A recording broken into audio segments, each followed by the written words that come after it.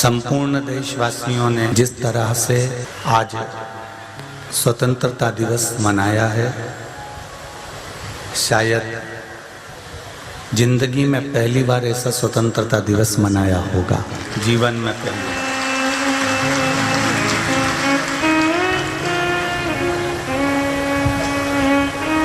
इतनी सुंदर तरीके से संपूर्ण देशवासियों ने अपने अपने घर पर तिरंगा लगाकर राष्ट्रीय ध्वज को अंकित कर कर लगाकर आज अपने जीवन को गौरवान्वित किया।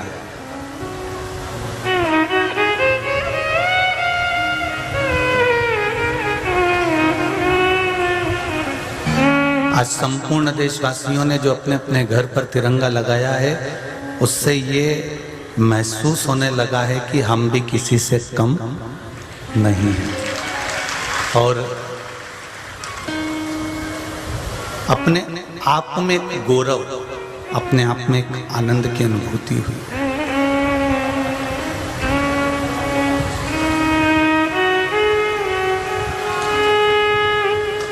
इस अमृत महोत्सव में, ये अमृत महोत्सव की बेला में आनंद करते हुए आप और हम वर्षगांठ की ओर बढ़े हैं भारत माता की स्वतंत्रता के। उन सैनिकों को, उन स्वतंत्रता सेनानियों को, उन राष्ट्र के अपने शरीर का बलिदान देने वाले उन वीरों को नमन करते हुए शिव महापुराण की कथा जो परली बैजनाथ में चल रही है, बाबा के धाम में चल रही है, बाबा के चरणों में चल रही है, उसको आगे बढ़ाए।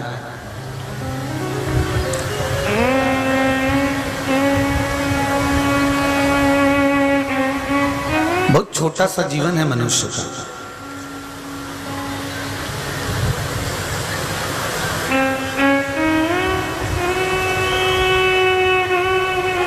और उस छोटे से जीवन में उसकी जो अहमता है, उसका जो अहंकार है, उसका जो अभिमान है, वो उसको परमात्मा तक नहीं जाने देता।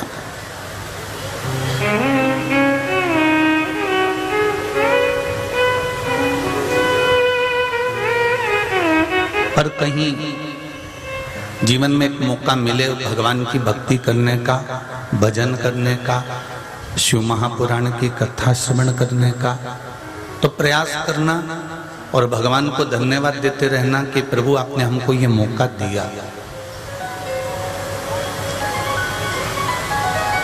सोमानी परिवार एक कथा पहले कुबेरेश्वर धाम में सीहोर में करवा चुके थे।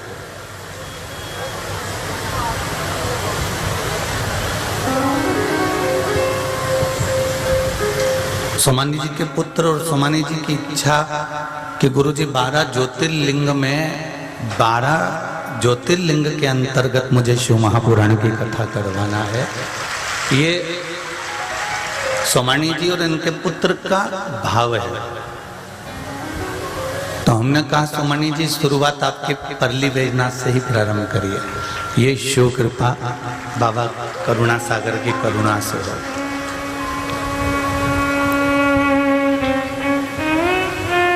हम पहले भी कथा में कहे कि सोमानी जी कथा नहीं करवा रहे हैं, प्रदीप मिश्रा कथा नहीं बाज रहे हैं, और जितने लोग इस पावन पंडाल में बैठे हुए हैं ये कथा नहीं सुन रहे हैं। मेरा वेदनाथ बाबा कथा करवा रहा है, मेरा वेदनाथ बाबा बाज रहा है और मेरा वेदनाथ बाबा सुन रहा है। आप और हम तो केवल एक निमित्त मात्र हैं, हमारी निमित्तता है, हम और आप बीच में हैं, इससे ज्यादा कुछ नहीं। तेरी कृपा बिना न हिले एक भी अणु, लेते हैं श्वास तेरी कृपा से तनो तनो। बखान क्या करूं राखों के ढेर का चपटी भभूत में खजाना कुबेर का। हे गंगाधार मुक्ति द्वार ओंकार तू भोले ओंकार तू आयो शरण तिहारी शंभु तार तार तू। ये शिव कृपा के बिना हम एक कदम भी, एक पल भी, एक क्षण भी नहीं चल जा सकते। बहुत मुश्किल है।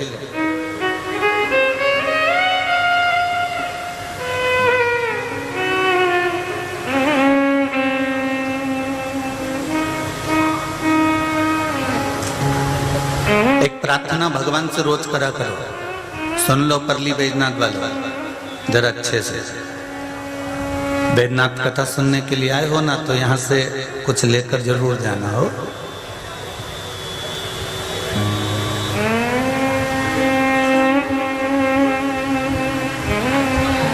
भगवान से इतना जरूर कहना कि प्रभु आने की सूचना तो तू 9 महीने पहले कर देता है। करता है कि नहीं करता? भगवान आने की सूचना तो तुम 9 महीने पहले कर देते हो कि इनके यहाँ पर बच्चे का जन्म होने वाला है, कोई जीव आने वाला है, कोई जन्म लेने वाला है। आने की सूचना तो 9 महीने पहले आप कर देते हो। बाबा भोलेनाथ जी से एक प्रार्थना और करना कि बाबा जैसे आने की सूचना आप 9 महीने पहले कर देते हो, तो जाने की सूचना भी कम से कम 2-5 मिनट पहले कर देना, तो हम आपका भजन कर लेंगे, हम आपका स्मरण कर लेंगे, हम आपका कीर्तन कर लेंगे, हम आपका मंत्र जाप कर लेंगे, हम आपका नाम जाप कर लेंगे। अगर आप सूचना दोगे कि मेरे प्राण छूटने वाले हैं, सूचना दोगे कि आप मेरे प्राण जाने वाले हैं, तो मैं कम से कम भगवत भजन तो कर लूं। जितने लोग आस्था चैनल पर कथा सुन रहे हैं, जितने लोग फेसबुक यूट्यूब पर कथा सुन रहे हैं, जितने लोग परली बैजनाथ में कथा सुन रहे हैं, वो एक बात का स्मरण भगवान से रोज प्रार्थना करो कि आने की सूचना तो आप 9 महीने पहले कर देते हो कि हम आएंगे, अर्थात बच्चा जन्म लेने वाला है, किसी का जन्म होने वाला है, कोई पैदा होने वाला है, पर मृत्यु की सूचना नहीं हो पाती कि ये मरेगा, इसके प्राण जाएंगे।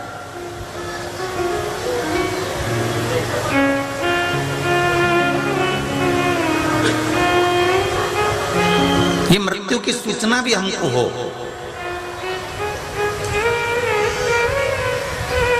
और जब मेरा परमात्मा, मेरा भोलेनाथ, मेरा शंभू, मेरा त्रिकालदर्शी, मेरा कैलाशी, मेरा अविनाशी, मेरा शिव मृत्यु की अगर सूचना देगा, तो हमको मालूम पड़ जाएगा कि मृत्यु आने वाली है, तो कम से कम हम भगवान की भक्ति में, भजन में डूब तो जाएंगे, हम भगवान के स्मरण में लग तो जाएंगे, हम भगवान की भक्ति को धारण तो कर लेंगे। अगर आने की सूचना हो तो जाने की सूचना भी परमात्मा की। शिव महापुराण की कथा कहती है, भगवान शंकर का चरित्र कहता है, भगवान शिव का पावन चरित्र वर्णन करता है। महाराज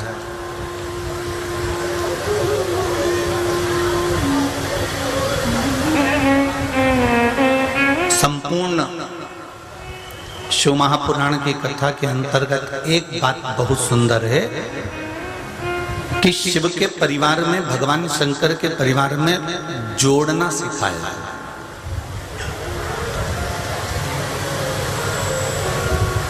भगवान शंकर के परिवार में कभी तोड़ना नहीं सिखाया कि तोड़ना सिखाया।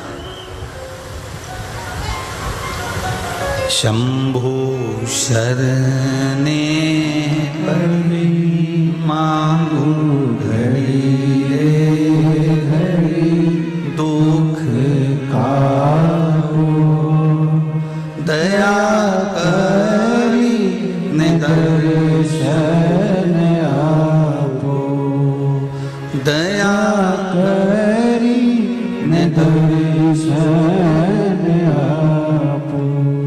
केवल शिव के परिवार में भगवान शंकर जोड़ना सिखा रहे हैं कि उन्होंने चूहे को भी अपने पास रखा, तो सर्प को भी अपने पास रखा, तो मोर को भी अपने पास रखा, तो शेर को भी अपने पास रखा, तो नंदी को भी अपने पास में रखा, उन्होंने बिच्छू को भी अपने पास में रखा, तो गणों को भी अपने पास रखा, देवताओं को भी अपने पास रखा, तो देवियों को भी अपने पास में रखा।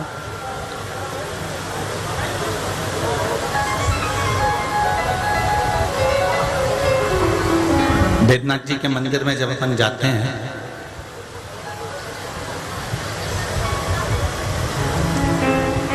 आप दर्शन करिएगा, जब भी परली में आए और परली बैजनाथ के दर्शन करने को आप जाएं तो भगवान शंकर के मंदिर के अंदर गर्भगृह के अंदर जब आप दर्शन करेंगे तो बाहर निकलते से ही माता पार्वती जी विराजमान।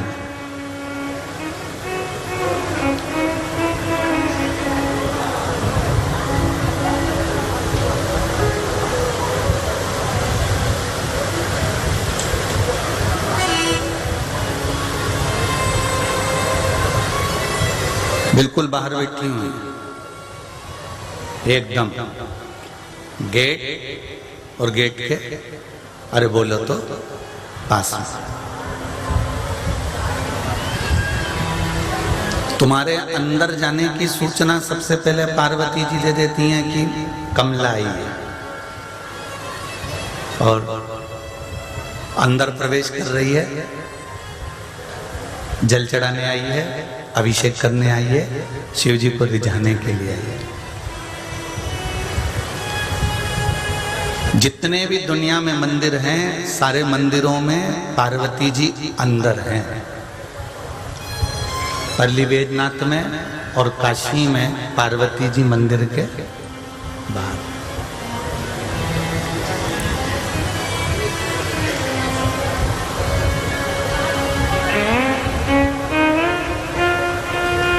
कोई अंदर तक भी ना जा पाया, कोई अंदर भी प्रवेश ना कर पाया, तो पार्वती जी उसे बाहर से देख लेती है कि कोई आया था और हाजिरी लगाकर गया है, मतलब उसने शिव जी का दर्शन कर लिया तो उसका कल्याण निश्चित है।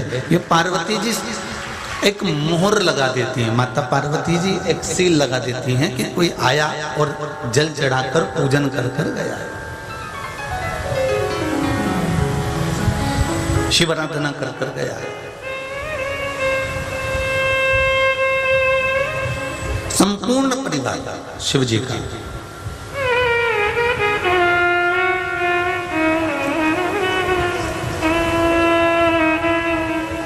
अगर प्रेम नहीं होगा तो कोई साथ में रहेगा क्या?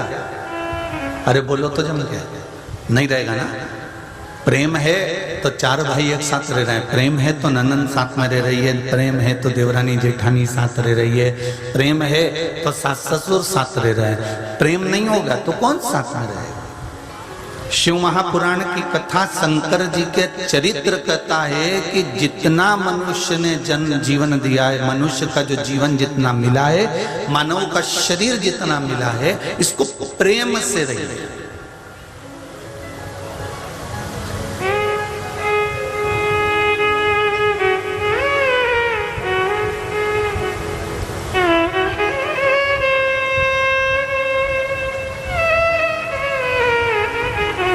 रहना है तो प्रेम में रह लो, प्रेम में तो रहना ही है।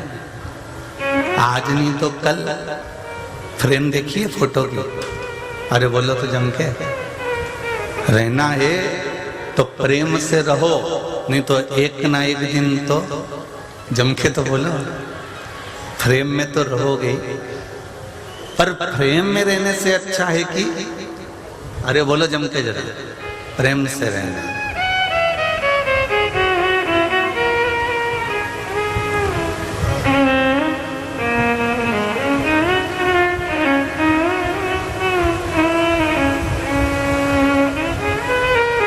संपूर्ण महाराष्ट्र के अंतर्गत, गुजरात के अंतर्गत, कर्नाटक, आंध्रा के अंतर्गत। और ऐसा नहीं कि हम केवल इन्हीं का नाम दें, मध्य प्रदेश भी हो, छत्तीसगढ़ भी हो, दिल्ली आदि उत्तराखंड भी हो, यूपी भी हो, एक चीज जरूर देखने को मिल रही है कि लोगों का प्रेम, परिवार का स्नेह धीरे धीरे खत्म होते चले जा रहा है।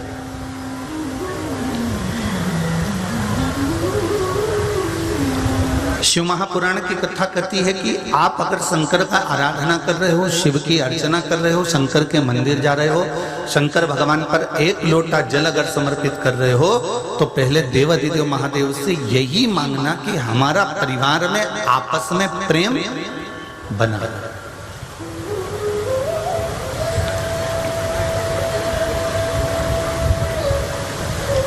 प्रेम में रहो, फ्रेम में तो कभी भी चले जाओगे। और जिस दिन तुम फ्रेम में गए उस दिन दुनिया के लोग तुमसे प्रेम करना चालू कर देंगे। माला भी पहनाएंगे तो प्लास्टिक के फूल की, नीचे उतारेंगे 16 श्राद्ध में, कंडा गोबरी जला के धुनी देंगे और घी और शक्कर पूड़ी में मिला के तुम्हारे फ्रेम में, अरे बोलो तो जम के चिपका देंगे। और तुम स्माइल देती रहोगी और पूरी चिपकी रहेगी। बस अब परिवार वाले भी तुमको धूप दे रहे हैं, कुटुंब वाले भी धूप दे रहे हैं, नातेदार रिश्तेदार भी तुमको धूप दे रहे हैं, क्योंकि तुम प्रेम में चले गए। अगर प्रेम से रहे होते, प्रेम को स्वीकार कर रहे होते, प्रेम में आनंद के साथ रहे होते, तो प्रेम में पूरी सब्जी चिपकाने की जरूरत नहीं पड़ती। परमात्मा के चरणारविंद में तुम खुद चिपक गए होते, तुम्हें कुछ लगाने की फिर जरूरत पड़ती ही नहीं।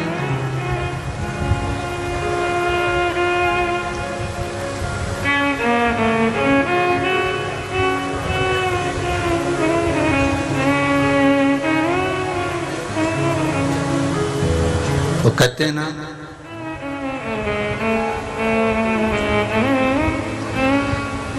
मेरी नाव बड़ी है पुरानी,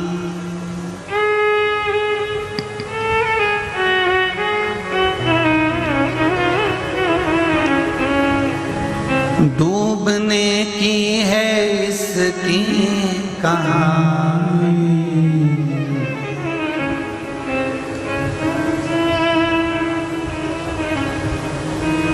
हे मेरे बाबा, हे मेरे शंभू,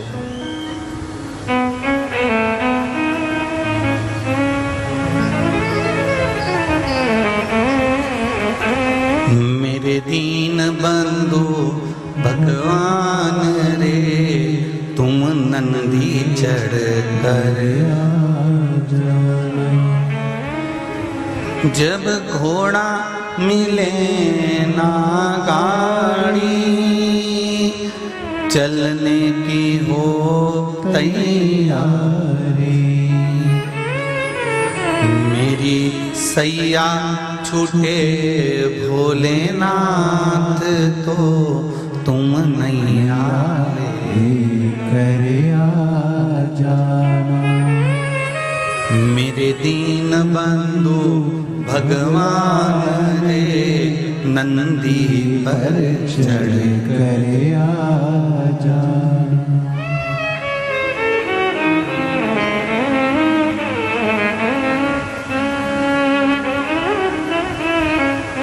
सबसे ज्यादा फायदे में है परली बैजनाथ के लोग।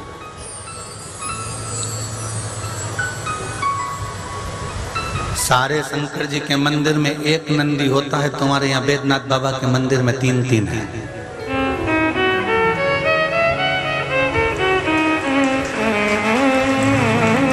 अब बाबा बैजनाथ जी के यहाँ 3 नंदी हैं, तो तुम्हें सबसे ज्यादा खुशी होना चाहिए कि तीनों पहर में तुम्हारे प्राण कभी भी छूटे, अगर शंकर को याद कर लिया तो नंदी तैयार और शिव भी तैयार। जब तुम चाहो तब तैयार। बाबा तो अलमस्त है, बाबा का कोई समय, हम पहले भी कथा में कहे, दुनिया के लोग कहते हैं कि भगवान को ये समय पर जल मत चढ़ाना, भगवान को ये मत करना, भगवान को वो मत करना। हमारे शंकर भगवान कैलाश पर्वत पर बैठते हैं और कैलाश पर्वत पर कोई दरवाजा नहीं होता। है क्या कोई दरवाजा? बैकुंठ में जाओगे तो दरवाजे हैं, ब्रह्मलोक में जाओगे तो दरवाजे हैं, इंद्रलोक में जाओगे तो दरवाजे हैं, गरुण लोक, वरुण लोक, जितने लोक में तुम्हें जाना है सारे लोक में दरवाजे मिलेंगे। पर मृत्यु लोक में जहां पर मेरा शंकर विराजमान है, जहां मेरा कैलाशी कैलाश पर्वत पर बैठा हुआ है, वहां कोई दरवाजा, कोई पट कपट या झंझट मेरे शंकर के पास है ही नहीं। वहां कोई कपाट नहीं है, वहां कोई दरवाजा नहीं है।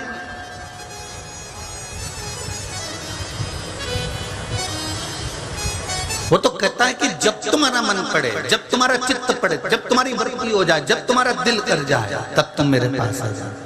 सारी समस्या का हल जरा जम के तो बोलो, एक लोटा जल। जब तुम्हारा मन पड़े तब एक लोटा जल लो और तुम मेरे पास में आकर बैठ जाओ। एक लोटा जल भगवान कहते हैं मुझे समर्पित करो। ये भाव से समर्पित करना कि गंगा, पार्वती, नर्मदा, गोदावरी, सरयू, क्षिप्रा, मंदाकिनी, जितनी भी पवित्र नदियां हैं बाबा हम आपको समर्पित कर रहे हैं और हमारे जीवन के दुख को आप हरोगे। ये निश्चित है कि हम आपके चरणों में विराजमान हुए, आपकी कथा सुनने के लिए बैठे। ये शिव महापुराण की कथा में एक पत्र आया, देखिए जरा।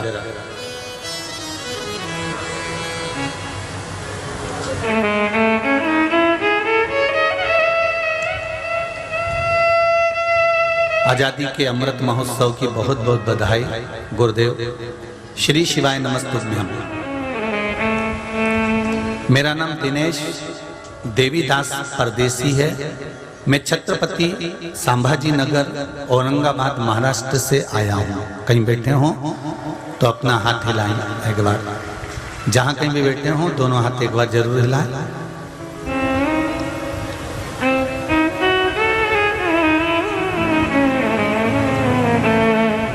कहीं बैठे हो तो अपना हाथ हिलाएं।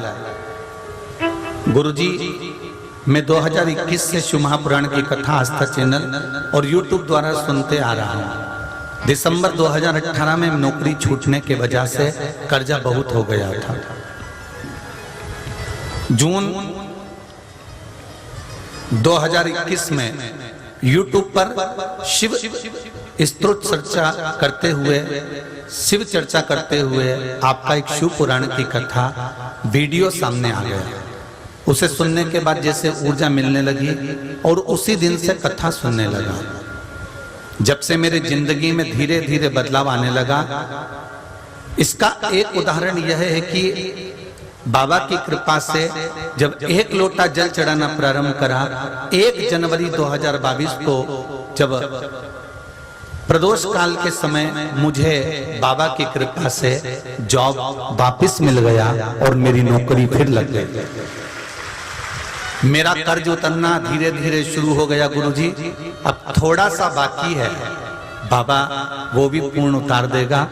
भोलेनाथ के प्रति विश्वास तो इतना ज्यादा हो गया कि थोड़ा भी दुख आता है तो मैं शिव जी का नाम लेना प्रारंभ कर देता हूँ। श्री शिवाय नमस्तुभ्यम बोलना प्रारंभ कर देता हूँ। गुरुजी जून 2022 में परिवार के साथ में कुबेरेश्वर धाम गया और बाबा को धन्यवाद देकर आया कि बाबा आपने मेरी नौकरी फिर वापस लगा दी, जिसका कोई चांस नहीं था। ये शिव है, ये शंकर है।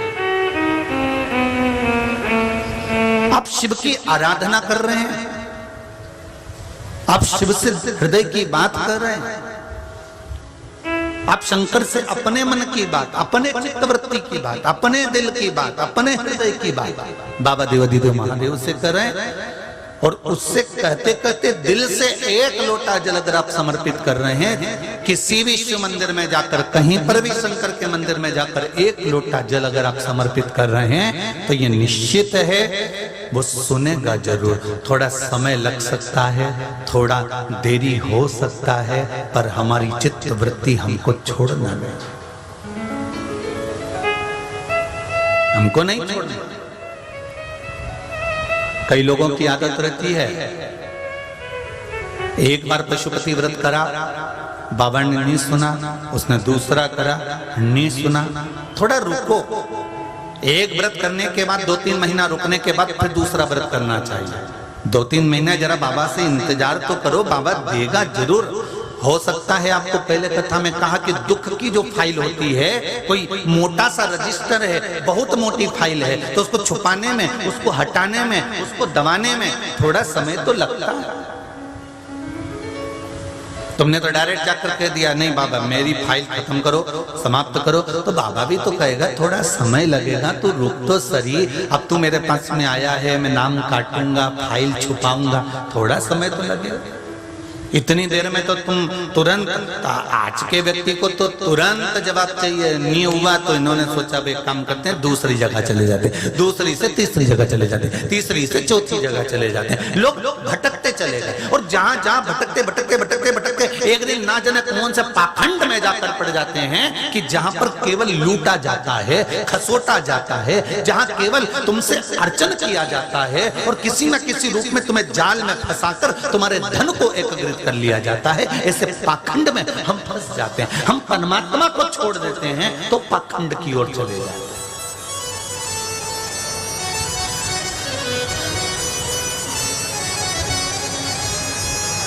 अरे भाई, लोगों की आदत है भड़काने की, लोगों की आदत है भटकाने की।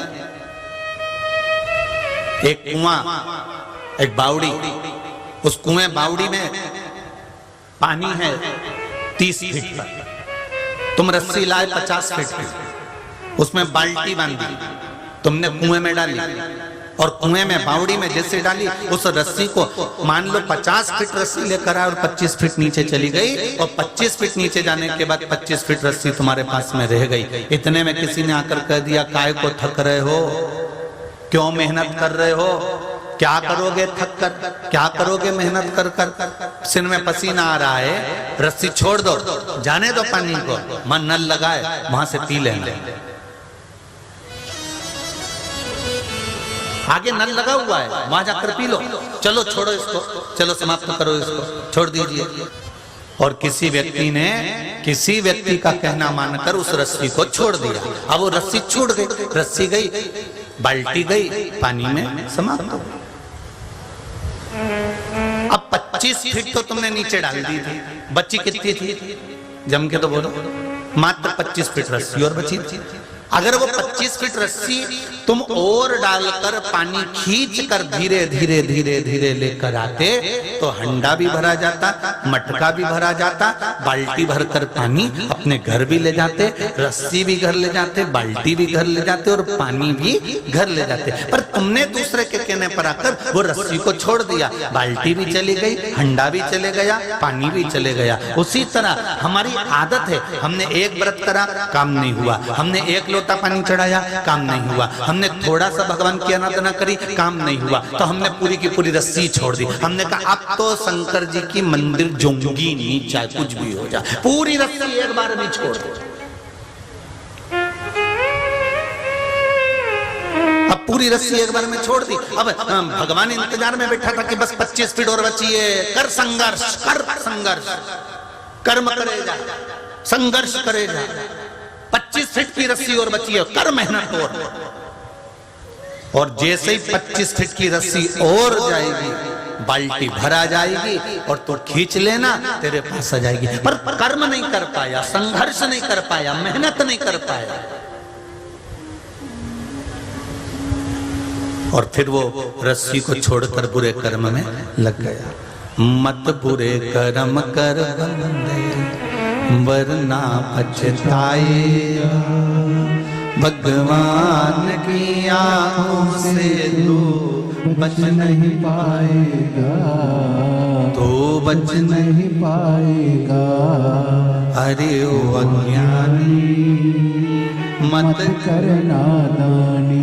ये रस्सी छोड़ना नहीं, अगर तुमसे नी बने खींचते, तुम्हें लगे कि मेरा काम नहीं हो रहा है तो मंदिर जाना बंद कर दूंगी, नहीं, उसके दरवाजे पर जाते रहो, उसकी चौखट पर जाते रहो, उसकी प्रार्थना करते रहो, उस पर एक चावल का दाना, एक लोटा जल, एक बेलपत्र, एक पंखड़ी पुष्प की बन जाए तो चढ़ाओ, ना बने तो श्री शिवाय नमस्तुभ्यं मंत्र का स्मरण कर लो। ये भी नहीं बोलता बने तो पंचाक्षर मंत्र नमः शिवाय बोल लो, ये भी नहीं बोलता बने तो षडाक्षर मंत्र ओम नमः शिवाय बोल लो, ये भी ना बने तो 2 अक्षर का राम बोल लो, ये भी ना बने तो 2.5 अक्षर का कृष्ण बोल लो, ये भी ना बने तो 2 अक्षर का ओम नमो भगवते वासुदेवाय बोल लो, पर कुछ न कुछ परमात्मा का स्मरण कर लीजिए। रस्सी को छोड़ना नहीं, रस्सी को पकड़ कर रखना।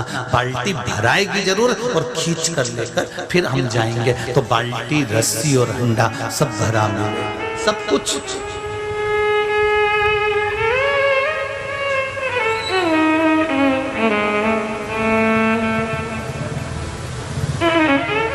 उससे निवेदन करना, उससे प्रार्थना करना। तुम आना भोले बाबा, तुम आना भोले बाबा, मेरे मकान में तेरा डमरू डम डम बोले सारे जहान में। तो इतना कहेंगे, जितने लोग आस्था पर सुन रहे हैं, जितने लोग फेसबुक यूट्यूब पर सुन रहे हैं और जितने लोग पल्ली बैजनाथ के इस पावन पंडाल में प्रागण्य में बैठकर सुन रहे हैं, 5-6 डूम में बैठकर जितने लोग कथा कर तत्व ग्रहण कर रहे हैं, उनसे केवल इतना निवेदन रहेगा, आप जब अपने घर से चलो या आप जब शिव महापुराण की कथा में आकर बैठ जाओ तो बाबा से विनती कर कर बैठना, बाबा मैंने सुना है कि तू मन की अभिलाषा को पूर्ण करता है, 3 महीने में मेरी को पूर्ण करता है। बाबा मेरे हृदय की बात यह है और मैं इस परली बैजनाथ की पावन धरा से, बाबा बैद्यनाथ की भूमि से मैं ये कथा श्रवण कर रही हूँ, ऐसी कृपा करना बाबा कि मेरे 3 महीने में फिर मनोकामना पूर्ण हो और तेरे इस शिव महापुराण में फिर पहुंचो। हृदय से श्रवण,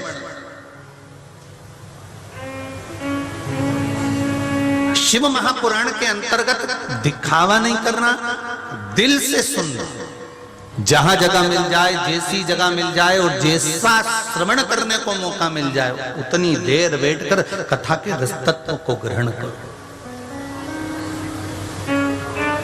3 घंटे की कथा में हम ले कितना पाते हैं? थोड़ा सा, आधा घंटा तो मूछ वाला दादा ले जाता है।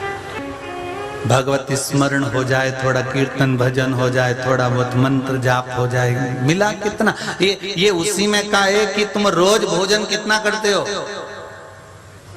अरे तोला कि नहीं तोला कभी?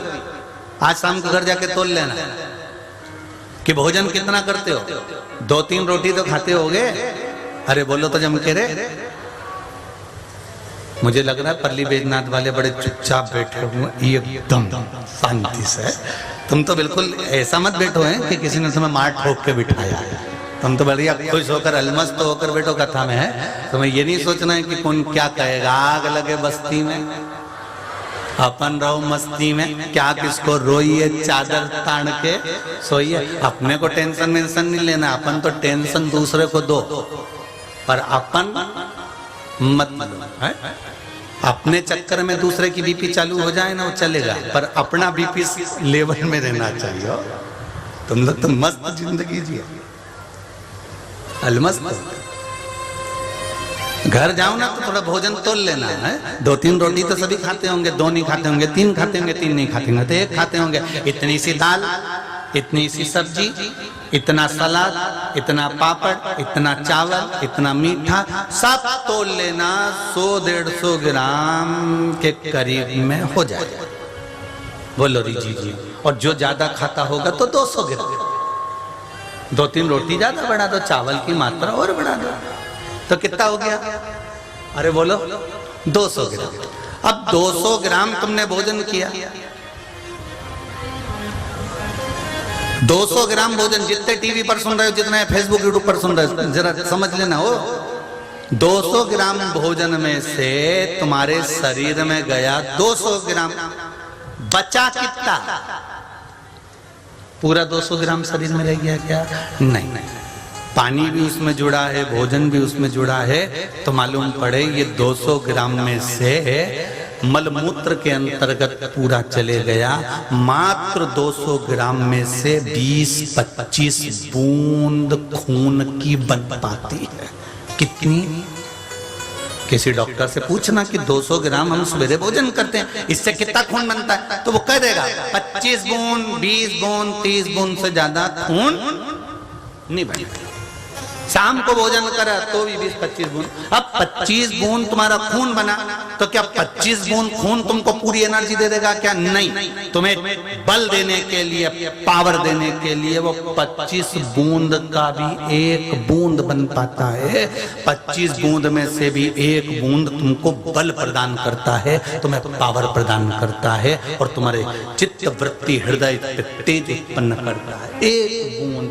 अब विचार करना, 200 ग्राम भोजन में से सब चले गया मलमूत्र के अंतर्गत, बचा कितना?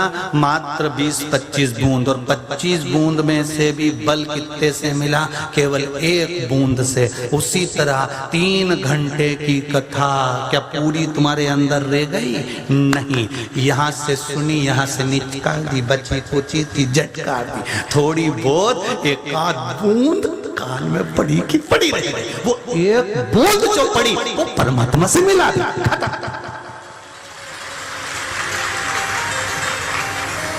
पूरी कथा तुम्हारे अंदर नहीं गई, थोड़ी बहुत तो ये सरका के खत्म कर दिए। खस को कोई इधर से आंख दिखाए, कोई उधर से आंख दिखाए, फिर धीरे से भेज दे। अब विचार करो जरा कि वो 3 घंटे की कथा में 25 बूंद तुम्हारे को मिली और 25 बूंद में से भी एक बूंद बनी और एक बूंद से वो तेज बला गया। उसी तरह 200 ग्राम भोजन करा, उसमें से सब तो चले गया, मात्र 25 बूंद बचा था। उसी तरह 3 घंटे की कथा श्रवण करते हैं, उस 3 घंटे की कथा में कोई एक क्षण, एक पल, एक घड़ी ऐसी आती है जो हम कथा सुनते सुनते परमात्मा का मिलन कर बैठते हैं और परमात्मा को अपना बना बैठते हैं। वो इसीलिए हमारे संत तुकाराम जी कहते हैं, संत नामदेव जी कहते हैं, मुक्ताबाई कहती है, संत ज्ञानेश्वर कहते हैं, जितने भारत की भूमि के संत हुए, रामकृष्ण परमहंस हुए, चैतन्य महाप्रभु हुए, श्रीमद वल्लभाचार्य जी हुए, निम्बार्काचार्य जी हुए, रामानुचार्य जी हुए, जितने जितने भारत की भूमि के बड़े बड़े संत हुए, ये सब एक बात कहते हैं कि सत्संग करो, संकीर्तन करो, भजन करो, कीर्तन करो और कथा में जाकर बैठो, सत्संग में जाकर बैठो। क्या होगा? तो का एक बूंद भी अगर मिल गया तो उससे परमात्मा मिल जाएगा और घर का एक व्यक्ति भी उस बूंद को पी गया तो पूरे परिवार को तार देगा। ये निश्चित है, ये निश्चित है। कई लोग कहते हैं गुरुजी हमारा बेटा 1 लोटा पानी चढ़ाएगा, उसका पुण्य हमको मिलेगा कि नहीं मिलेगा? हमने कहा कैसे नहीं मिलेगा? तुम्हारे परिवार में तुम्हारे ससुर कितने भाई? ससुर कितने भाई? तो के 4। ससुर 4 भाई, तो ससुर के पिता कितने भाई? 3 भाई। अच्छा, अब वो 3 भाई ससुर के पिताजी, अब उनके परिवार में अगर कोई मर गया, समझ लो जरा, जीजियों बहुत अच्छे से समझ लो रे, पल्ली बैजनाथ वालों, आज कथा का पहला दिन है, हो ये 7 दिन काम आने वाली कथा है। ससुर के पिताजी 3 भाई, अब पिताजी के 3 भाइयों में कोई मर गए, सूतक तुम्हें लगेगी कि नहीं लगेगी? अरे बोलो तो सही, सुआ लगेगा? सूतक सावड़ लगेगी कि नहीं लगेगी? लगेगी ना। अब सोचो, ससुर के पिता और पिता के भी भाइयों में मरा तो हमको सूतक लग रही है, तो वही तो शिव महापुराण कह रही है, 7 पीढ़ी में भी किसी ने 1 लोटा जल चढ़ा दिया तो सबको उसका लाभ मिल गया, एक बार में। जब उधर की सूतक इधर तक लग सकती है तो इधर का भजन उधर तक नहीं लग सकता है।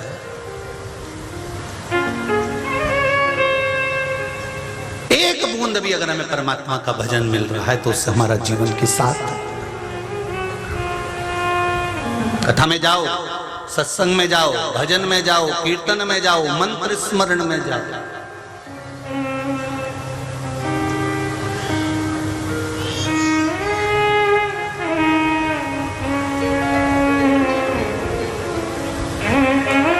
एक बार हनुमान जी बैठे हुए थे, राम जी ने कह दिया हनुमान, हे हनुमान। हनुमान जी बोले बोलो प्रभु, अयोध्या में कथा हो रही है, चले जा। हनुमान जी बोले मैं और कथा में? प्रभु मैं और कथा में जाऊंगा? किसकी कथा है? राम जी बोले मेरी कथा है। हनुमान जी बोले तुम्हारी पूरी लीला तो मैंने अपनी आंखों से देखी है, तो मुझे कथा की क्या जरूरत है? कोई कह दे हमारे घर में शिव पुराण रखी है, हमारे घर में भागवत रखी है, हमारे घर में रामायण रखी है, हमें तो पूरी कंठस्थ है, तो हम सुंदरकांड में क्यों जाएं? हम रामायण में क्यों जाएं? हम शिव पुराण में क्यों जाएं? हमको तो पूरी आती है। हनुमान जी ने अभिमान रखकर कह दिया राम जी से कि जब आपकी लीला है तो मेरी तो आंखों से देखी हुई है, तो मुझे कथा में जाने की क्या जरूरत है? मैं क्या करूंगा जाकर? राम जी ने कहा अगर तुम्हें यहाँ कथा नहीं सुनना तो कहीं अच्छी जगह कथा सुन लो। अब जो बड़ा बहुत ऊंची पोस्ट का व्यक्ति होता है ना, बहुत ऊंची पोस्ट का, तो वो बहुत ऊंचा वक्ता हो, बहुत जोरदार कथाकार हो, उससे कह दिया जाए सब कि हमारे मोहल्ले में हमारी कॉलोनी में कथा हो रही है, तुम्हें आना पड़ेगा, तो वो के ये कथा बचेगा और इसकी कथा में मैं जाऊंगा, इतना बड़ा वक्ता।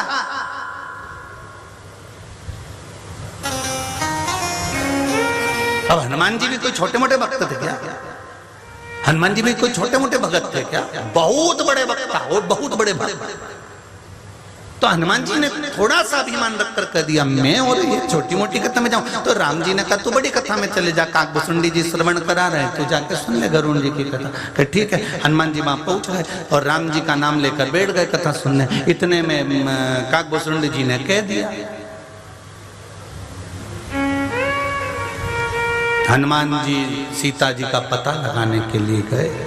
जामवंत के कहने पर उन्होंने एक पांव यहाँ रखा, दूसरा पांव लंका में रखा। हनुमान जी मन में सोचने लगे बताओ कथा कहाँ घुमा दी, मैं खुद प्रमाण हूँ, उड़ के गया था, 3-4 लोग बीच में मिले थे, वो तो कुछ बोला ही नहीं और बस बोल दिया कि एक पांव यहाँ रखा, एक पांव वहाँ रखा।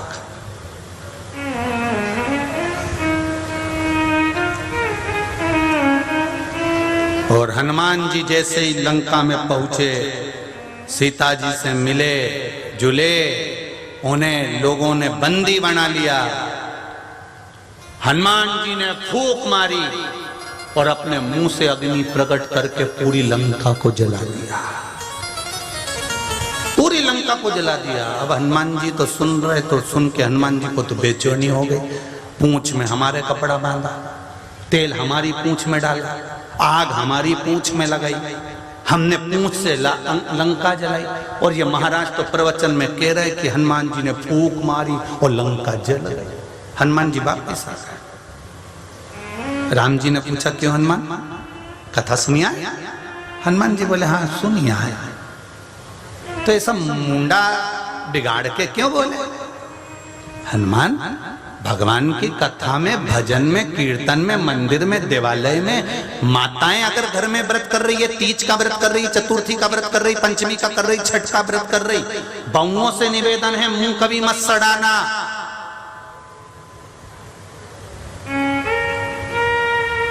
जो भगवान के नाम पर मुंह बिगाड़ता है उसकी जिंदगी कब बिगड़ जाती है उसको पता नहीं पड़ पाता। इसलिए कभी कथा हो रही हो, सत्संग हो रहा हो, भजन हो रहा हो, कीर्तन हो रहा हो, तुम्हारे यहाँ सोमवार का व्रत हो रहा हो, तीज का व्रत हो रहा हो, चतुर्थी का व्रत हो रहा हो, सास कह रही हो कि बहू ऐसे कर ले बेटा, बहू से निवेदन है मुंह मत सड़ाना, मुंह मत बिगाड़ना। अगर मुंह बिगाड़ लिया भगवान के पूजन में तो जिंदगी बिगड़ने में देरी नहीं लगती, 4 या 5 साल लगते हैं और जिंदगी बिगड़ जाती है। इसलिए भगवान की कथा में, देवालय में, तीर्थ में, मंदिर में, पूजन में कभी मुंह मत बिगाड़ना। जो थोड़ी थोड़ी सी बात में मुंह बिगाड़ दे, वो एक दिन पलंग पे ऐसे ही पड़े रहे, उनका भी मुंह ही बिगड़ा रहता, फिर होठ इधर, नाक इधर, फिर वो भी कहते रहे पानी दे दो, मुंह नहीं बिगाड़ना। कभी बन सके अच्छा काम अपने नगर में हो रहा हो, अच्छा काम अपने गांव में हो रहा हो, अच्छा काम अपने घर में हो रहा हो, बन सके तो हाथ अड़ाओ, टांग मत अड़ाओ। हाथ अड़ाओगे, जैसे ये इस हाथ का कोई काम नहीं, ये उल्टा हाथ किसी काम का नहीं है। बहुत रोता था बेचारा, मैं क्या करूं, लोग मेरे हाथ से ना दान करने दे, ना पुण्य करने दे, ना सत्कर्म करने दे, मेरा नाम रख दिया उल्टा हाथ, मतलब ये उल्टा ही काम करता, कभी सीधा करता ही नहीं, मैं बड़ा दुखी हूं। इसने भगवान विष्णु से जाकर कहा मैं क्या करूं, भगवान विष्णु बोले मैं कुछ नहीं कर सकता, मैंने तो शरीर बना दिया, तो मैं उल्टा हूं, मैं करूं क्या, मेरा कल्याण कैसे होगा। तो भगवान विष्णु ने कहा किसी गुरु को पकड़ ले। गुरु जी के पास गया, वो इस उल्टे हाथ ने गुरु जी से कहा मेरे इस हाथ का कल्याण कैसे होगा, मेरे को लोग उल्टा कहते हैं, गंदा काम करने वाला बोलते हैं, गलत काम करने वाला बोलते हैं, इस हाथ का कल्याण कैसे होगा। जो भी करे वो सीधे हाथ से करे, यज्ञ सीधे हाथ से, पूजन सीधे हाथ से, दान सीधे हाथ से, पुण्य सीधे हाथ से, इसको तो कोई गिनता ही नहीं है। इतने में गुरु जी ने कहा तू घबरा मती, जब सीधे हाथ वाला दान दे तो तू इसमें अड़ जाना, बस तू अड़ेगा तो तेरा कल्याण निश्चित है। जब अच्छा काम करने वाले को तुम हाथ का स्पर्श कर लोगे,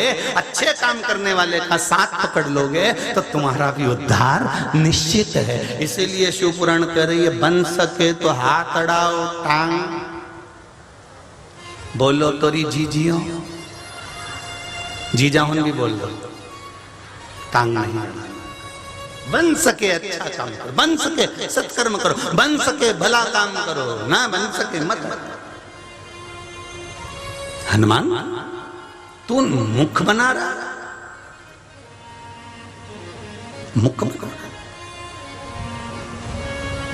हनुमान जी बोले प्रभु मैं कथा सुनने तो गया था पर मेरा मन नहीं लगा, क्योंकि उनने किया, हनुमान जी ने एक पांव इधर रखा ने दूसरा पांव सीधे लंका में। अब मैं तो उड़ के गया था, मुझे मालूम बीच में सुरसा भी मिली थी, बीच में और भी जगह मिली थी, और सब ने मेरे को मुंह में भी भर लिया था। मैं अपनी चतुरता से निकल गया था, लंका में गया, मेरी पूंछ में कपड़ा बांधा, तेल डाला और आग लगाई मैंने लंका में। और वो महाराज प्रवचन में कह रहा था कि हनुमान जी ने तो फूंक मार दी, ने पूरी लंका जला दी। बताओ ऐसी कोई कथा होती है? कथा भी क्यों तो अच्छी क्यों, यहाँ कथा जो छोड़ी वो तो कंजन कहाँ लेके पहुंच गए।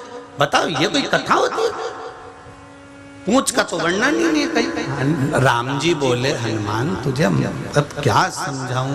इतने में हनुमान जी के अहंकार की सीमा नहीं थी, तो राम जी अपनी अंगूठी को घुमा रहे थे, घुमाते घुमाते राम जी ने अंगूठी नीचे फेंक दी। फेंकते हुए हनुमान जी से कहा जा जल्दी इस अंगूठी को पकड़ के ला, जल्दी लेके आ। हनुमान जी अंगूठी लेने के लिए गए, अंगूठी दौड़ती चली जाए, लुढ़कती जाए और हनुमान जी पीछे जाते जाए। सारे ब्रह्मांड में अंगूठी घूम ली और घूमते सुमेरु पर्वत पर पहुंच गए। सुमेरु पर्वत में गुफा के द्वार पर अंगूठी पहुंची। हनुमान जी ने कभी अंगूठी कहीं नहीं जा सकती, अब तो मुझे मिलेगी। और जैसे ही हनुमान जी इस गुफा में प्रवेश करने लगे, इतने में एक द्वारपाल, एक बंदर बाहर खड़ा हुआ था। उस बानर ने हनुमान जी को रोक दिया। हनुमान रुक।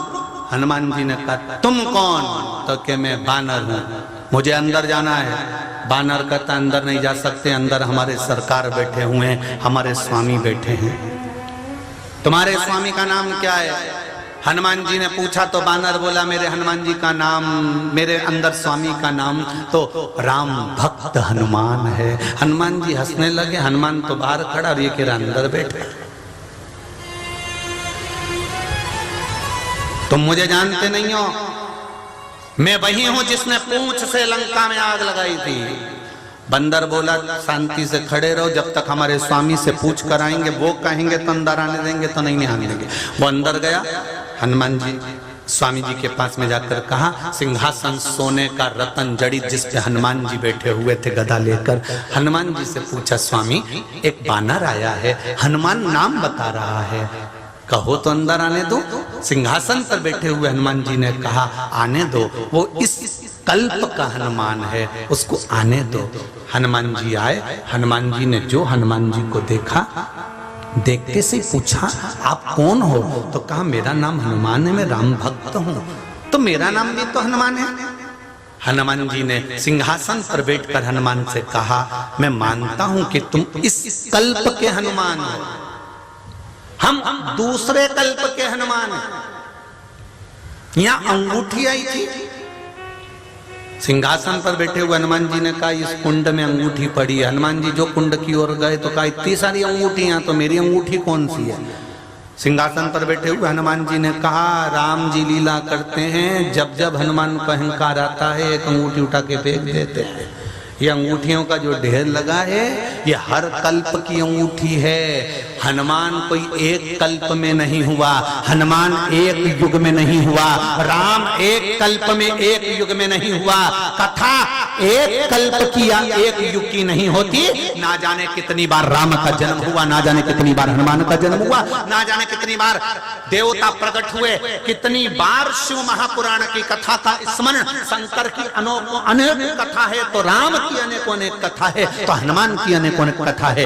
एक कल्प में हनुमान जी ने फूंक से लंका जलाई थी, इसलिए काकभूषुंडी जी ने फूंक का वर्णन कर दिया। एक कल्प में हनुमान जी ने पूंछ से लंका जलाई तो महाराज जी ने पूंछ का वर्णन कर दिया। एक कल्प में हनुमान जी ने चुटकी से लंका जला दी थी तो किसी ने चुटकी का वर्णन कर दिया। व्यास वक्ता जब व्यासपीठ पर बैठकर कथा बोलता है तो वो एक कल्प की कथा नहीं बोलता, ना जाने कहां कहां से छाट कर लाकर बोलता है। इसलिए कथा पर विश्वास करना ही हमारी मूलता। पर हमको तो अहंकार है ना, कई लोगों का अभिमान आ जाता है, महाराज जी तो ना जाने कहां की बात कर रहे थे, महाराज जी तो ना जाने कहां से कथा बोल रहे थे, ना जाने उनके पास तो कौन सी पुराण है जिसमें से बोल देते हैं, हमने तो ये वाली पुराण में पढ़ा, ये तो मिला ही नहीं, ये तो मिला ही नहीं। तो तुम्हें एक कल्प की बात करते, भगवान की कथा ना जाने कितने। इसलिए हनुमान जी से राम जी के पास में जब हनुमान अंगूठी लेकर गए तो राम जी के चरण पकड़ लिए, क्षमा करना मैं समझ नहीं पाया था। राम जी तब हनुमान से पूछे, बोलो क्या चाहिए? हनुमान जी कहते हैं बस आशीर्वाद दे दो कि मृत्यु लोक में रहूं और कथा सुनता रहूं, जहां कथा हो वहां जाकर मैं बैठ जाऊं और कथा सुनूं। राम जी ने आशीर्वाद दिया। कथा क्यों सुनना चाहते हो? हनुमान जी बोले, अगर कथा काकभूषुंडी जी के मुंह से नहीं सुनता और फूंक वाली बात नहीं सुनता तो दूसरे कल्प के हनुमान जी का दर्शन ही नहीं होता। उन्होंने कहा तो मैं प्रमाण ढूंढने के लिए गया, उन्होंने कहा तो मैं प्रमाण ढूंढने के लिए। जब कोई कहता है ना तो प्रमाण ढूंढे जाता है। कई लोग कह देते हैं ये श्री शिवाय नमस्तुभ्यम मंत्र शिव महापुराण में तो है ही नहीं, लोग प्रमाण ढूंढना चालू करते हैं तो विदेश्वर संहिता में मिल जाता है, और मिलता है तो फिर पढ़ने में आता है, पढ़ने में आता है तो व्हाट्सएप पर चलना चालू हो जाता है, व्हाट्सएप फेसबुक यूट्यूब पर सब पे चलता है, फिर नीचे लिखा हुआ मिल जाता है कि श्री शिवाय नमस्तुभ्यम। इस मंत्र का जाप करने वाला व्यक्ति का मात्र मुख भी देख लो तो ना जाने करोड़ों पाप समाप्त हो जाते हैं। यहाँ तक का वर्णन मिल जाता है। पहले नहीं मिल रहा था तो फिर ढूंढते रहे, उसको ढूंढो। मुझे वर दे दो मैं कथा सुनूं। हनुमान जी का आशीर्वाद दे दिया, जहां कथा होगी वहां जाना पड़ेगा, सुनना। हनुमान जी कहने लगे सबसे पहला आसन मेरा लगे, वचन दिया, आखिरी में उठकर जाऊंगा। सब चले जाते हैं, उसके बाद हनुमान जी जाते हैं। जब पंडाल पूरा खाली हो जाता है उसके बाद हनुमान जी कथा में से निकलकर बाहर जाते हैं। किसी की भी कथा, राम कथा, कृष्ण कथा, शिव कथा, जहां कथा होगी वहां हनुमान विराजमान होंगे, कथा का रसतत्व ग्रहण करेंगे, कथा को श्रवण करेंगे। तो एक कल्प की कथा नहीं होती महाराज, कथा रसतत्व को ग्रहण करना।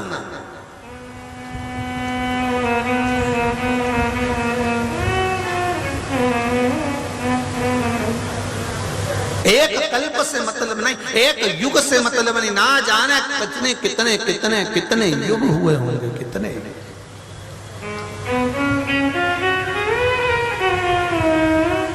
मैंने तेरे ही भरोसे ओ बाबा, तेरे ही भरोसे हवा बिच उड़ती जावांगी, बाबा डोर छठीला मैं कढ़ी जावांगी। महाराज ये शरीर और शरीर को साधारण सा नहीं कहा गया कि इसको परमात्मा में लगा लीजिए। वो आप लोग कहते हो ना महाराष्ट्र में, देहाची तिजोरी भक्ति चाच ठेवा, उघडदार देवा आला, उघडदार देवा। भक्ति जन, ये शरीर तिजोरी है। घड़दार देवाता, ओ घड़दार देवा, देहाची तिजोरी भक्ति चाच ठेवा, देहाची तिजोरी भक्ति चाच ठेवा, ओ घड़दार देवा, ओ घड़दार देवा, ओ घड़दार देवा, ओ घड़दार महाराज। बड़ी ये देह की तिजोरी और इसमें जो खजाना भर कर दिया है परमात्मा ने, वो साधारण नहीं दिया है।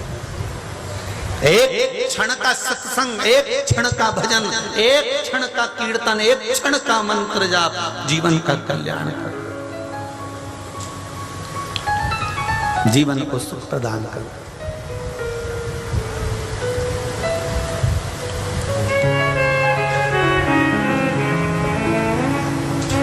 24,000 श्लोक की शिव महापुराण की कथा है।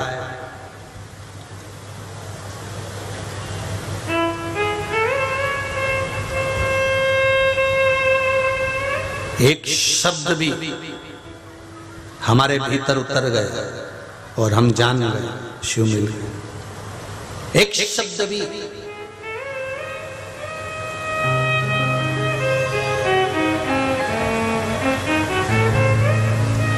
और महाराष्ट्र की भूमि साधारण सी भूमि नहीं है। और उस महाराष्ट्र की भूमि में परली बैजनाथ की भूमि साधारण भूमि नहीं है, जहां पर बैठकर आप कथा को श्रवण कर रहे हो।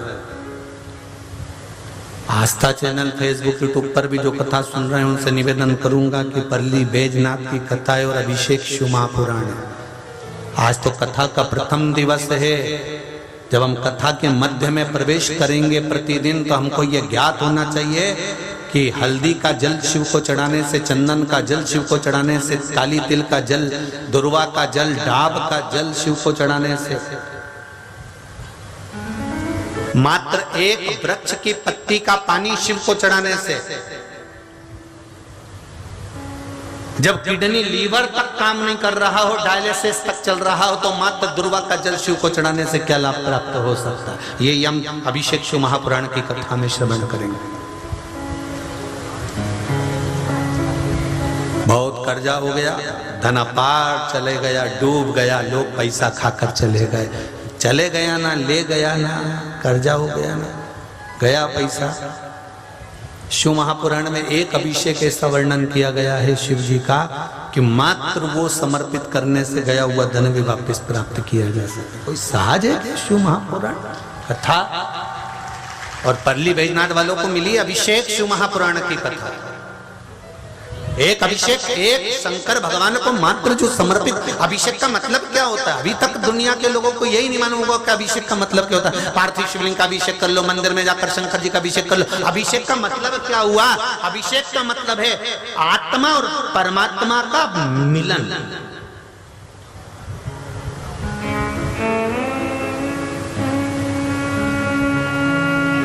अरे माला जपते हो, किस किस क्या माला है? जरा हाथ बोलिए, जरा उठाइए, जरा सब क्या माला है? तो माला जपते हो तो जो माला के मनके होते हैं, ये मोती होते हैं, इसको मनका ही कहते हो ना? क्या कहते हो? मनका। मनका का मतलब क्या होता है कि मन लगा। मनके का मतलब है कि एक मोती भी खिसके तो मन तेरा उस परमात्मा में लगा होना चाहिए, तो मन का, नहीं तो मोती।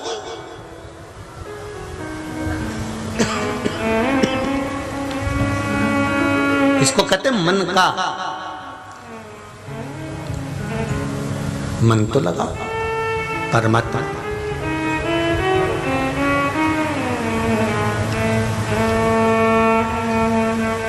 पर हम उल्टे हैं, इधर मन का खसकता है, उधर से मन खसक जाता है। बड़े विचित्र है।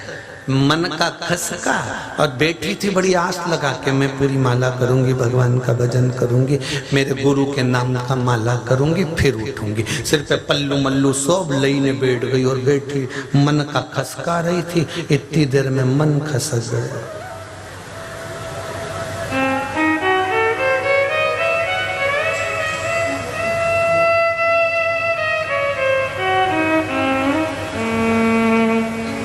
सत्तू का पिंडा उठा के इधर पीछे रख दे, मैं बाद में उठा था। मन खसका। अब वो पिंडा भी सोच रहा है पहले मन का कर ले, पिंडा बाद में देख ले। पिंडा कर ढाक तो दे। हम कपड़ा रखा उसे डब्बे का ढक्कन लगा दे। हाँ लगा दे उसको। मन का कह रहा है खसकू, अब मन का पूछ रहा है खसकू कि नहीं खसकू। मन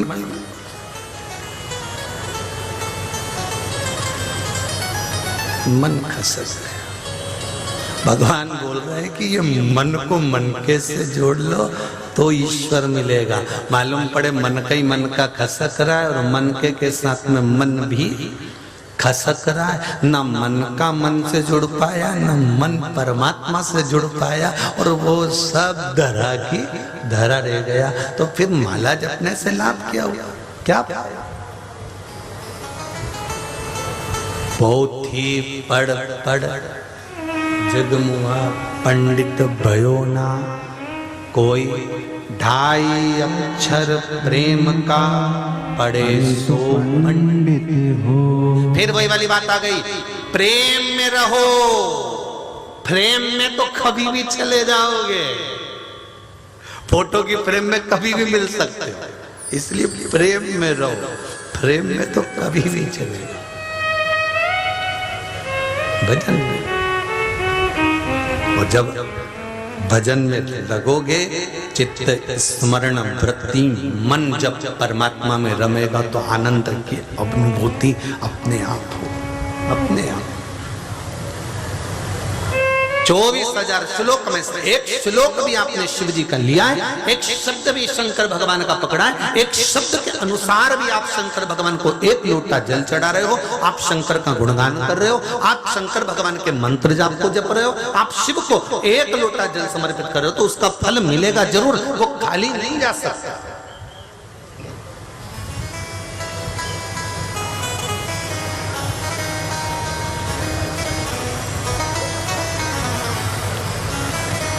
हम सोमानी परिवार कथा लिया तो हमने सोमानी परिवार को एक बात कही कि सोमानी जी कथा करो, दिल से करो, आनंद से करो, जितना अपने से बन जाए उतना करो, पर दिखावे से दूर रहकर भगवत नाम कीर्तन के साथ 7 दिन की शिव महापुराण की कथा को श्रवण करो। ये मौका फिर नहीं मिल पाएगा, जो मिल गया उसको संभाल लो। ये समय की गणना के अनुसार,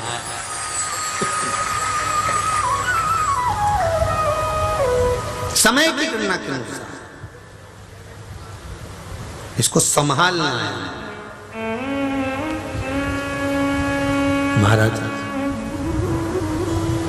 परली बैजनाथ में बाबा देव अधिदेव महादेव बैजनाथ जी की कृपा से ये शिव महापुराण की कथा मिली है, उसके सिवाय कुछ भी नहीं।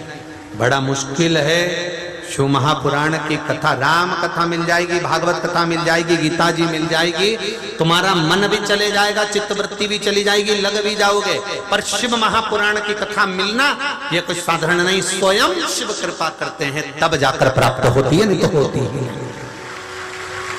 होती नहीं।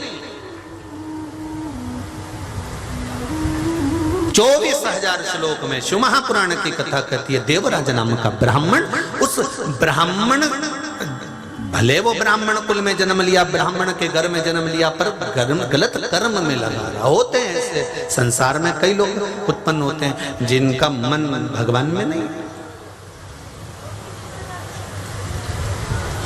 जिनका चित्त मन परमात्मा में नहीं लग पाता।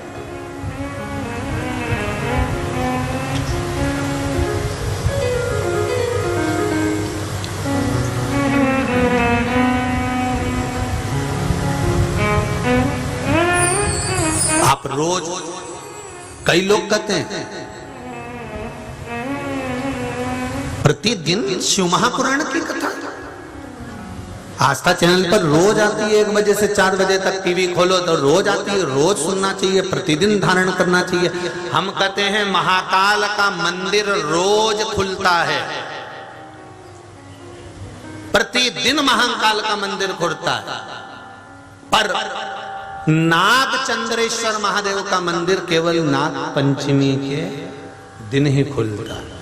उसी तरह तुम रोज प्रतिदिन टीवी खोलो, रोज कथा सुनो, रोज कथा में जाओ, जैसे नागचंद्रेश्वर का मंदिर एक दिन खुलता है, रोज कथा सुनते सुनते हो सकता है एक दिन तुम्हारे भाग्य की रेखा खोल दे तो जीवन सवर जाए। एक दिन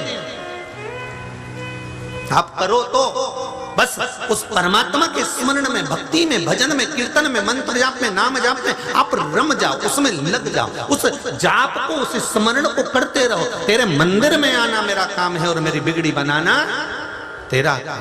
हम रोज उसके दरवाजे पर जाते जाएं, हम रोज उसको प्रणाम करते जाएं। कई लोग कहें हमारा काम नहीं हुआ, हम कैसे? नहीं, जाओ उसके द्वार पर जाते रहो, उसके पास में जाते रहो, उसको नमन करते रहो।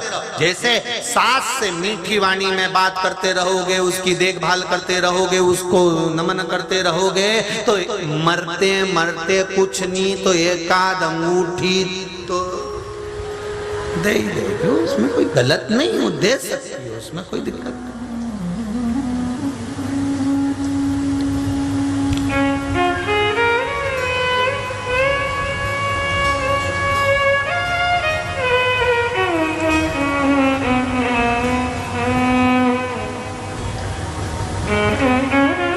उसके सिवाय है कौन? महाराज जो कीर्तन करने वाले होते हैं वो कीर्तन में इतने लीन होते हैं, वो कीर्तन से ही मतलब होता है, उससे किसी बात कुछ नहीं।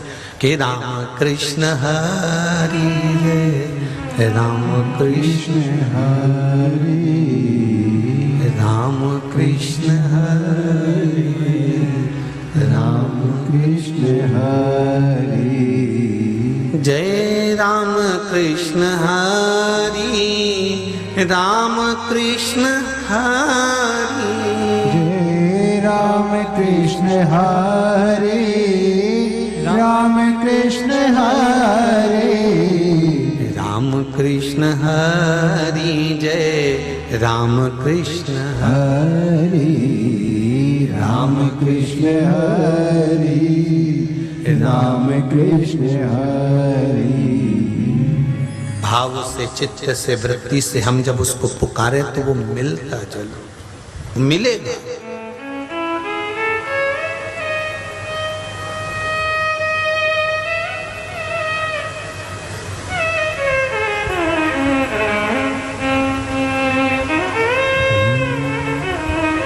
पावन पावन नाम राम कृष्ण हरि, पावन पावन नाम राम कृष्ण हरि, मीठो मीठो मीठो नाम राम कृष्ण हरि, मीठो मीठो मीठो नाम राम कृष्ण हरि, जय राम कृष्ण हरि, जय राम कृष्ण हरि, राम कृष्ण हरि।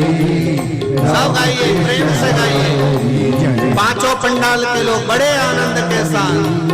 राम कृष्ण हरि, हे राम कृष्ण हरि, जय राम कृष्ण हरि, राम कृष्ण हरि, राम कृष्ण हरि। हे भोले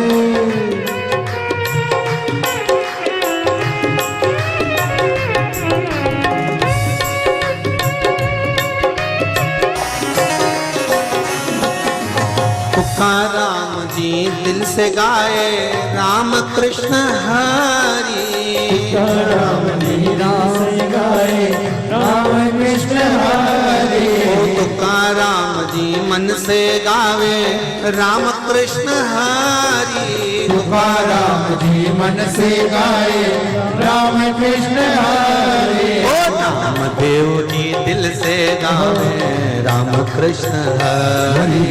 नामदेव जी दिल से गाए राम कृष्ण हरे। ओ नामदेव जी दिल से गावे राम कृष्ण हरि।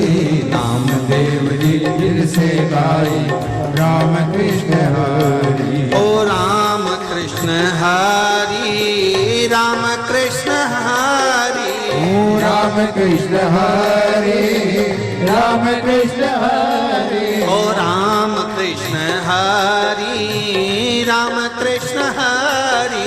ओ राम कृष्ण हरे राम कृष्ण हरे। ओ राम कृष्ण हरि राम कृष्ण हरि। राम कृष्ण हरे राम कृष्ण हरे। राम कृष्ण हरि बोलो राम कृष्ण हरि। राम कृष्ण हरे राम कृष्ण हरे। ओहो हरि बोल।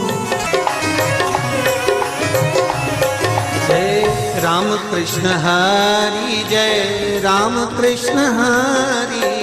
राम कृष्ण हरे जय राम कृष्ण हरे। राम कृष्ण हरि जय राम कृष्ण हरि। राम कृष्ण हरे जय राम कृष्ण हरे। ओ भक्तों ने भी मिलकर गाया राम कृष्ण हरि।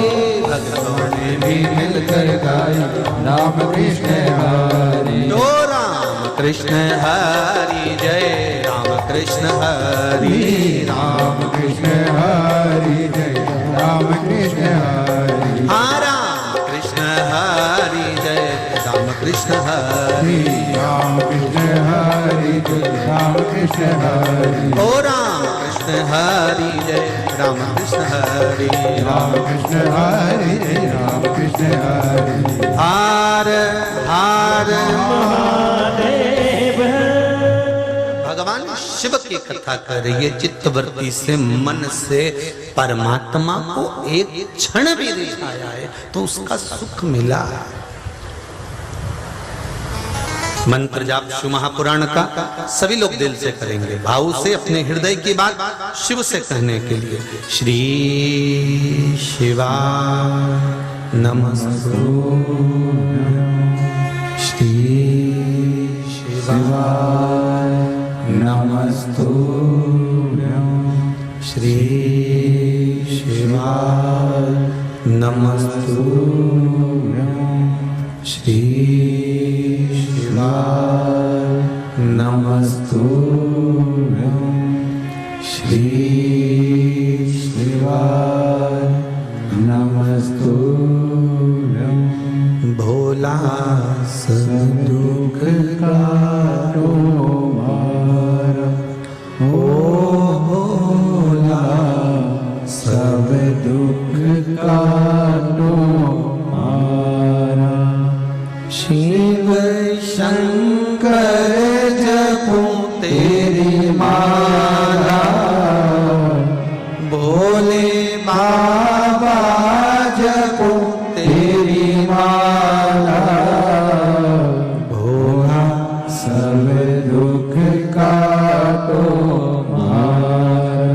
ओ भोला सब दुख काटो हे मार। बाबा शिव औघड़ी दयालु देवराज नामक का ब्राह्मण कुल में जन्म लिया, पर ब्राह्मण कर्म नहीं कर पाया और ब्राह्मण कर्म से वंचित रहकर उसने धन को चुराकर शिव मंदिर में जाकर बैठ गया। शरीर में ताप पड़ा, बुखार आया, ठंड लगी तो मंदिर में जाकर छुप गया। वहां से निकला, बेलपत्री के वृक्ष के नीचे बैठा था, ठंड लग रही, शरीर में ताप पड़ रहा, चोरी का धन था, वैश्यागामी था, वैश्याओं में डूबा रहता।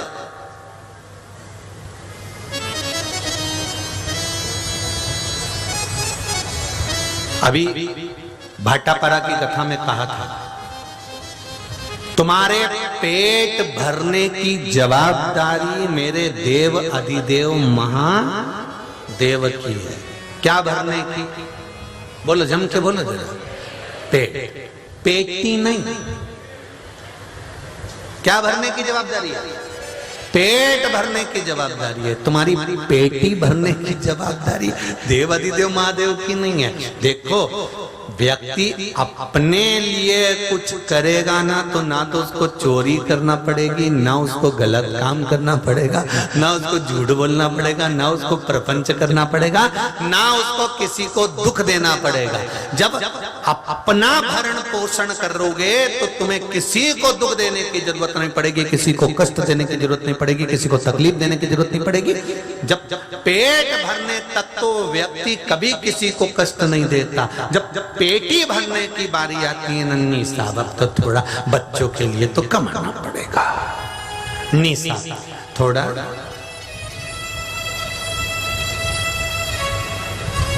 बहुत अच्छी बात लिखी है एक जगह पर, फैशन और व्यसन।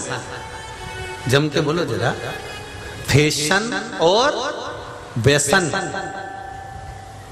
ये दो चीजों पर कंट्रोल कर लिया जाए ना तो घर में धन दिखना चालू हो जाए। ये घर में जो धन नहीं दिख रहा है ना, ये दो चीज से नहीं दिख रहा। इनका फैशन खत्म नहीं हो रहा है। धागा, ये कुर्सी पे यूज करी बैठी और वो दो धागा लेके बई यूज करती रही दिन भर, फिर आंख पे लगाए, फिर के मचक के देखो, अच्छा लगा है। अब नीला कलर पोती उसने निकाला और पोत दिया, मुंडा फाड़ा, फिर डब्बा हो गया।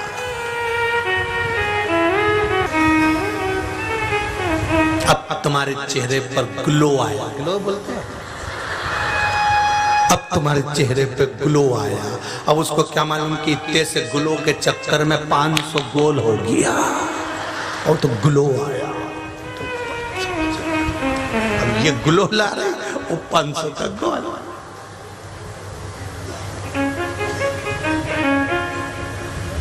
फैशन और व्यसन, ये दो चीजों पर अगर कंट्रोल कर लिया जाए, तुम फैशन पे कर लो और ये व्यसन पे कर लो, ये भी कम नहीं हो।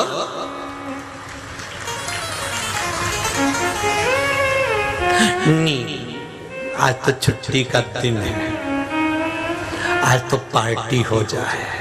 क्यों रे, तुमने कभी ये तो नहीं किया छुट्टी का दिन है थोड़ी देर शिव पुराण हो जाए? आज छुट्टी का दिन है थोड़ी पार्टी हो जाए। आज छुट्टी का दिन,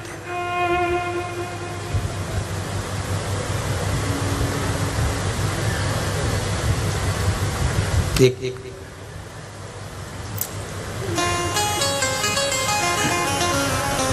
भोपाल के स्टेशन पे से जब हम चढ़ रहे थे ट्रेन में, सोमानी जी, एक बेचारा भैया लड़का जवान सा, वो ऐसी टन दिख रहा था, तो पूछ लिया क्यों पी?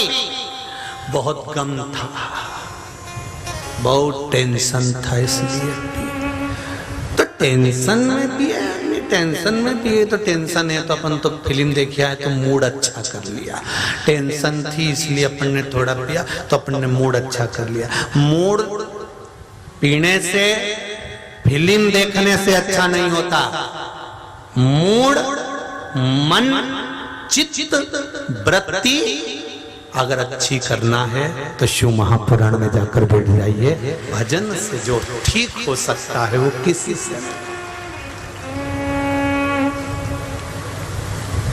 फैशन और व्यसन, अगर इन दोनों पर संयम कर लिया जाए तो व्यक्ति कभी किसी का बुरा नहीं करेगा। आदमी करता, भगवान कह रहे तेरा पेट भरने की जवाबदारी मेरी है। माता के गर्भ में आया, मैंने माता के स्तनों में दूध दे दिया। मरेगा, कफन भी मैं दूंगा, लकड़ी भी मैं दूंगा। और उसने दिखा दिया कोरोना महामारी में। बोलो री जी, सही है कि गलत है? कौन सा रिश्तेदार आया था तुम्हारा कफन देने ने, लकड़ी देने? सब अपने अपने घर में बैठे थे। सामने कह दिया, डॉक्टर साहब ने भी फोन लगा के बोला दादाजी निपटी गया। दादाजी गए तो छोरा उनने भी कह दिया साहब तुम ही ले जाओ। तो तुम कब देखोगे हम शमशान तक एक आध व्यक्ति आ जाएगा, ये ऑनलाइन कर देंगे। ऑनलाइन कौन गया कौन आया? कोरोना महामारी में भी उस परमात्मा ने दिखा दिया कि कोई किसी का मीत नहीं है। तुम्हारी तिजोरियों का माल भरा की भरा रह गया, एक वेंटिलेटर तक नहीं मिल पाया, अलमारी में धन सड़ा रहा, बैंक पैसे से भरे रहे, दरवाजा बंद की बंद रहा, करोड़ों की संपदा थी, फिर भी रिश्तेदार को फोन लगा के बोल रहे थे आधा किलो मिर्ची ला दे दादा, आधा किलो कद्दू ला दे, 1 किलो आलू बटाटा ला दे, मेरे अभी बाजार बंद पड़ा हुआ है, धीरे से ला दे, चोरी से ला दे। अलमारी भरी है, बैंक भरा, पैसा भरा है, पर रिश्तेदारों को फोन लगाकर सब्जी मंगवा रहे थे, मिठाई मंगवा रहे थे, नमकीन मंगवा रहे थे। भगवान ने दिखा दिया धन किसी काम करनी, पड़ा रिया, तिजोरी भरी रही, संपदा पड़ी रही और जीव तड़पता रहा, चले गया। तब परमात्मा ने कहा ये मैंने दिखाया है, इसलिए मौका है कि तेरा जन्म हुआ तो माता के गर्भ में संतान जब तू बनकर आया तो पेट भरने की जवाबदारी मेरी थी। मैंने तेरे यहाँ माता के स्तनों में दूध दे दिया, तेरा पेट भर दिया, बड़ा होगा तेरे सब पेट भरने की जवाबदारी मेरी है, और जवानी आएगी तो भी पेट भरने की जवाबदारी मेरी है। तेरी जवाबदारी मैंने ली है क्योंकि मैंने पैदा करा है, और मरेगा उस तक की जवाबदारी मेरी है। 4 बांस, कितने बांस, कितने लगते हैं जाते समय?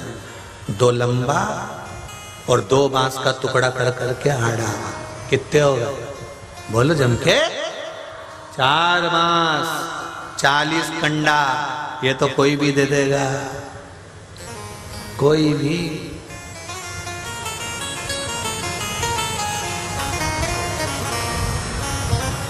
दुख आए, तकलीफ आए, कष्ट आए, तब परमात्मा की शरण जाना चाहिए, ना कि फिल्म में जाके बैठना चाहिए, ना कि व्यसन करना चाहिए। परमात्मा के पास जाओ। बोलो री जी, जब दुख की घड़ी आती है तो अपना अपना घर का सोना, हाथ की पाटली, चूड़ी ने बेंदा ने सारा सामान व्यक्ति दुकान पर कब लेकर जाता है? बोलो, दुकान पे कोई ऐसे ले जाए? दुकान पर व्यक्ति अपने सोने की रकम जब लेकर जाता है जब दुख की घड़ी आती है, नहीं तो अपने घर का सोना कौन निकालता है? अपने घर के सोने को कोई निकालता है? अपने घर की चांदी को कोई निकालता है? पर दुख की जब घड़ी आती है, कर्जे में लदालू हो गए, पैसा नहीं है, बड़ा व्यापार नहीं है, बहुत तकलीफ में, तब सोने को दुकान तक ले जाया जाता है, और दुकान वाला कहता है क्यों भैया ये सोना क्यों लिया है? तो कि हमारा दुख की घड़ी चल रही है, इसलिए सोने को लेकर मैं दुकान पर आया हूं कि कुछ मिल जाए, मेरा कर्जा चुक जाए और मेरी दुख की घड़ी समाप्त हो जाए। दुख की घड़ी में अपने सोने को अलमारी में से निकालकर दुकान पर ले जाया जाता है, उसी तरह दुख की घड़ी में सोने जैसे शरीर को शंकर के मंदिर लेकर जाया जाता है, जिससे दुख में सोने को दुकान पर लेकर गए कि हमारा दुख की घड़ी चल रही है, अभी समय अच्छा नहीं चलता, बड़ा तकलीफ है, बड़ा कष्ट है, इसलिए सोना लेकर दुकान पर आ गए, मेरे को बेचना, ले लो, थोड़ा पैसा आ जाएगा, कर्जा चुका दूंगा, तब मेरा किराए का मकान से मैं घर की खोली में जाऊंगा। तो थोड़ा जब दुख आया तो सोना बाजार में गया, दुख आया तो सोना घर का दुकान में गया। शिव महापुराण की कथा कहती है ये सोने जैसा शरीर परमात्मा ने दिया है कि जब दुख आए तो इसको भी तुम दुकान पे ले जाओ। वो दुकान कोई दूसरी नहीं, शिव महापुराण के पंडाल में जाकर बैठ जाओ, सोना अपने आप कीमत वाला हो जाएगा। इसकी कीमत पहचानो, इसकी कीमत जानो।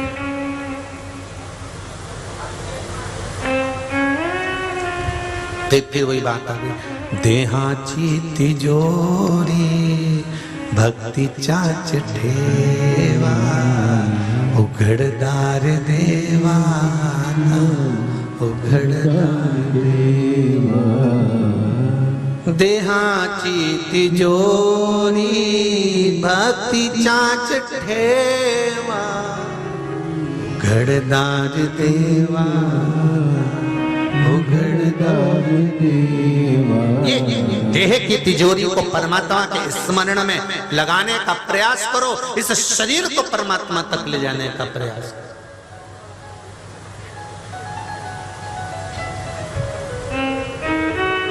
चित्तवृत्ति को परमात्मा तक ले जाने का प्रयास करो।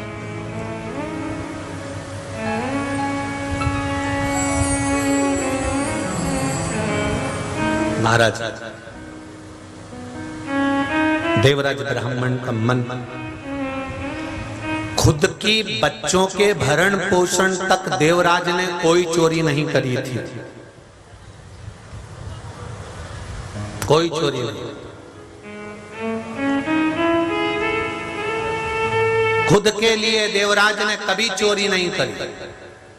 पत्नी और बच्चों का भरण पोषण करने के लिए देवराज ने कभी चोरी नहीं करी, कभी चोरी करने की जरूरत ही नहीं पड़ी। उसने चोरी कब करी? जब एक वैश्या के यहाँ जाना चालू कर दिया। वैश्या ने एक दिन देवराज से कहा कि तुम मेरे प्रिय हो और मैं तुम्हारी प्रियतमा, तुम एक काम करो, मुझे रानी के गले में जो हार पड़ा रहता है 9 लाख का, वो हार मुझे चाहिए। काम के वश जब व्यक्ति हो जाता है, काम के वश जब हो जाता है, लोभ के वश जब पड़ जाता है, अहंकार के वश पड़ जाता है, वासना के वश जब पड़ जाता है, तब उसको चाहिए फिर तो लाना पड़ेगा। नहीं साहब, देख लो तुम पांडवों का चरित्र देख लीजिए, इनको क्या चाहिए था? भगवान ने समझाया पांडवों को शांति रखो, शांति रखो। नहीं साहब, हमारे दादाजी का गांव, उसका हिस्सा तो मिलना चाहिए। मिलेगा, समय आएगा, सब मिलेगा। नहीं साहब, हम तो युद्ध करेंगे, हम तो लड़ाई करेंगे। लड़ाई भी हो गई, युद्ध भी हो गया, कौरव और पांडवों का युद्ध हो गया। पांडव जीत भी गए, कौरव मर भी गए। उसके बाद भी पांडव जब तीर्थ जाने लगे और हरिद्वार के घाट पर पहुंचे और गंगा नहाने के लिए जैसे ही पांडवों ने अपना पांव गंगा जी के जल में रखा, इतनी देर में गंगा जी हाथ जोड़कर खड़ी हो गई, बाहर निकल जाओ, निकलो बाहर यहां से। पांडव कहने लगे, गंगा मैया तुम हमें भगा क्यों रही हो? गंगा जी कहती हैं, क्यों आए हो हमें स्नान करने के लिए? गंगा जी ने पूछा, अर्जुन ने कहा हमारे शरीर पर हमारे परिवार के खून के छींटे लगे हुए हैं, इसको धोना है। गंगा जी कहती है, अरे पांडवों, ये छींटे कभी नहीं धुल सकते, कभी, ये कभी नहीं धुल।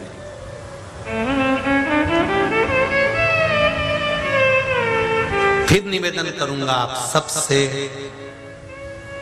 ननन से कितनी भी लड़ाई हो, भाभी से कितनी भी लड़ाई हो, देवरानी जेठानी में कितना भी विवाद हो, आपस में तुम मुंह तक देखना पसंद नहीं करते।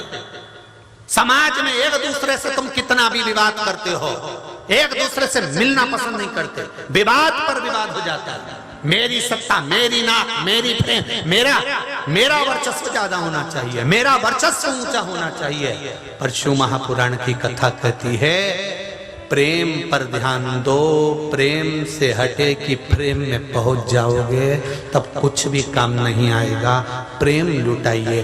धन किसी के पास कम नहीं है, संपदा किसी के पास कम नहीं है।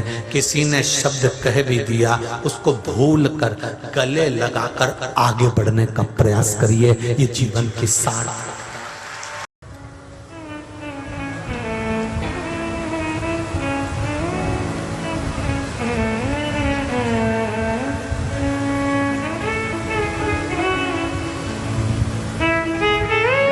अभी एक छत्तीसगढ़ में कथा थी भाटापारा में, तो वहां पर बहुत प्रचलित मंदिर के ट्रस्टी लोग मिलने आए। ट्रस्टियों ने कहा, गुरुदेव कथा, हमने कहा कथा जरूर होगी, पर चित्त वृत्ति के आनंद में भगवान ने आपको मौका दिया है, पद दिया है, प्रतिष्ठा दी है, योग बनाया है कि आप भगवान की सेवा करें, अर्चना करें, भजन करें, कीर्तन करें, मंत्र जाप करें, आप उनकी सेवा में तल्लीन रहे। उस सेवा को हमको दिल से करना है। कितने दिन की शिव पुराण भाई? बोलो रीजी जी, कितने दिन की है? 7 दिन की। 7 दिन में से आज कौन सा दिन है? पहला। 7 दिन का पहला दिन और आखिरी दिन कब आएगा मालूम नहीं पड़ेगा। आप जाओगे घर, दूसरे दिन की तैयारी रहेगी। जिसने इस शिव महापुराण को पी लिया, जो मिल गया, उसको क्या मिला ये 3 महीने के अंदर मालूम पड़ जाएगा। जो नहीं आया वो बाद में पछताएगा। जो रह गया वो बाद में सोचेगा, अरे गांव में गंगा आई और हम नहीं नहा पाए। क्यों? इतने पास में गए, हरिद्वार आ गया हमारे गांव में, इलाहाबाद प्रयागराज हमारे गांव में आ गया, काशी हमारे गांव में आ गई, वेदनाथ की पावन धरा पर ये शिव महापुराण की कथा मिल जाना और उससे वंचित रह जाना।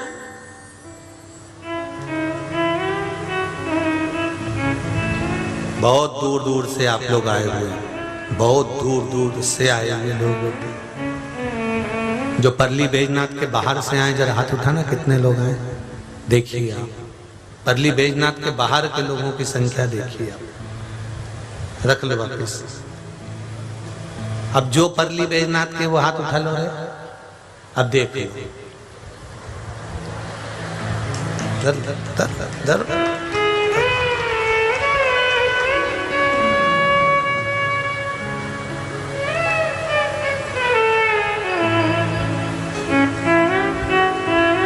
इसीलिए हम सुमानी जी बोले थे ना कि कथा कोई नहीं कराता, कथा तो मेरा त्रिपुंडधारी ही कराता है, वो खुद आता है। और ये तो कथा का पहला दिन है। जो पंडाल ये दूसरा तीसरा चौथा ये सब भरा पड़ा है, ये पहला दिन है भाई, तो बाकी है पहला ही।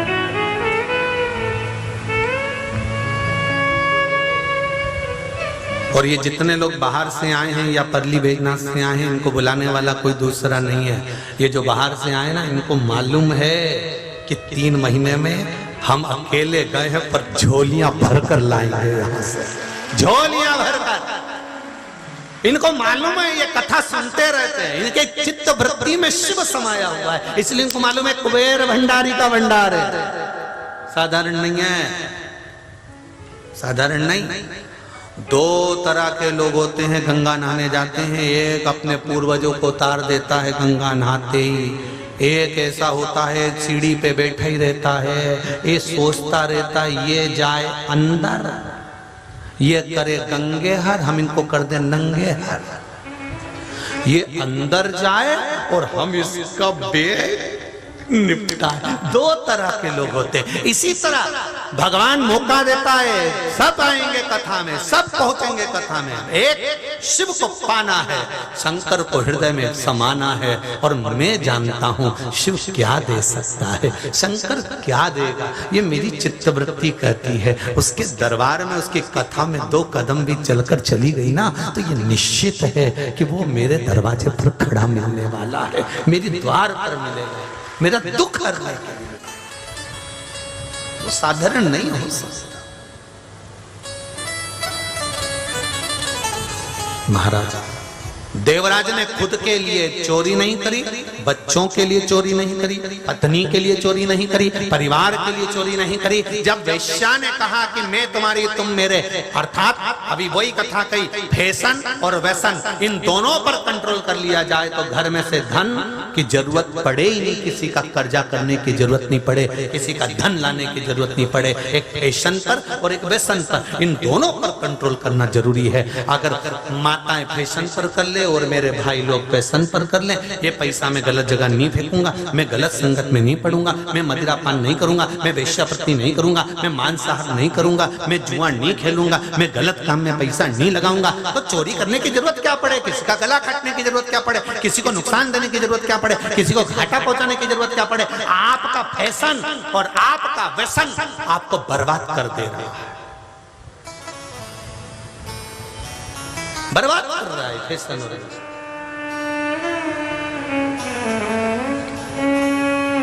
देवराज ने विचार कर लिया और देवराज ने मन लगाकर फिर वेश्या के लिए हार की चोरी करना चाहे। अब वेश्या का संग मिल गया, गलत संगत में जब व्यक्ति पड़ता है तब पढ़ते ही गलत काम करना चालू कर देता है। इसलिए कहते हैं अच्छों की संगत में बैठो, अच्छों की संगत। जिसने पकड़ा है उसको तुम पकड़ो, जिसने छोड़ दिया उसको छोड़ दो। अर्थात शिव महापुराण की कथा कहती है, नामदेव जी महाराज ने हरि विठ्ठल को पकड़ा, संत तुकाराम जी ने भगवान विठ्ठल को पकड़ा, संत ज्ञानेश्वर ने भगवान को पकड़ा।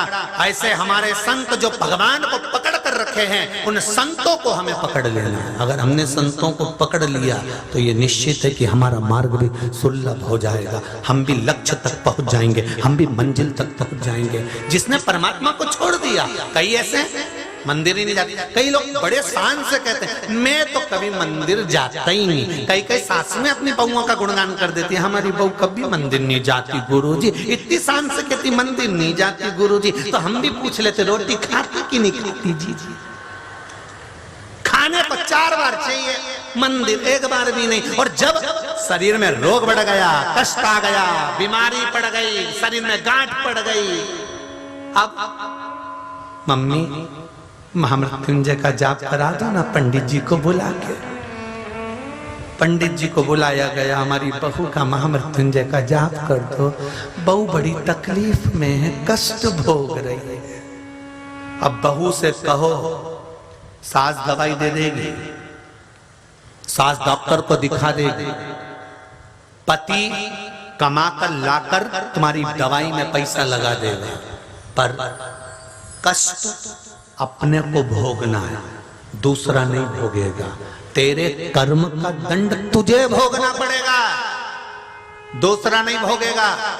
इसलिए दवाई खा रहे हो, उससे पहले कि दवाई की जरूरत पड़े, उससे पहले दुआओं पर ध्यान देना कि किसी का मन ना दुखे, किसी के लिए अपशब्द ना निकले, प्रेम आनंद सुख परमात्मा की भक्ति में निकले। बाद में कहती हैं बहुएं, हमारा बेटा हमारी नहीं सुन रहा। तुमने अपनी सास की कितनी सुनी थी तो वो सुनेगा। एक गाना था, पहले फिल्म में आया था, जो पूजेगा वही पाएगा तेरा किया। जो बोएगा वही पाएगा, तेरा किया कर जाएगा। सुख दुख है क्या करके जैसी वैसी करी, जैसी करी वैसी।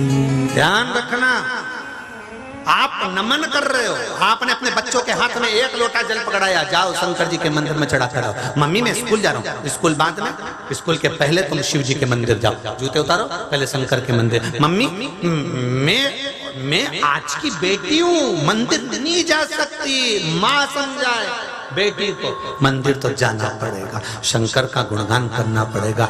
जिसके बच्चे आज के समय में शंकर के मंदिर में 1 लोटा जल चढ़ा रहे हैं, ये ध्यान रखना, उस माता पिता को वृद्धाश्रम में नहीं भेजेंगे, ये निश्चित है।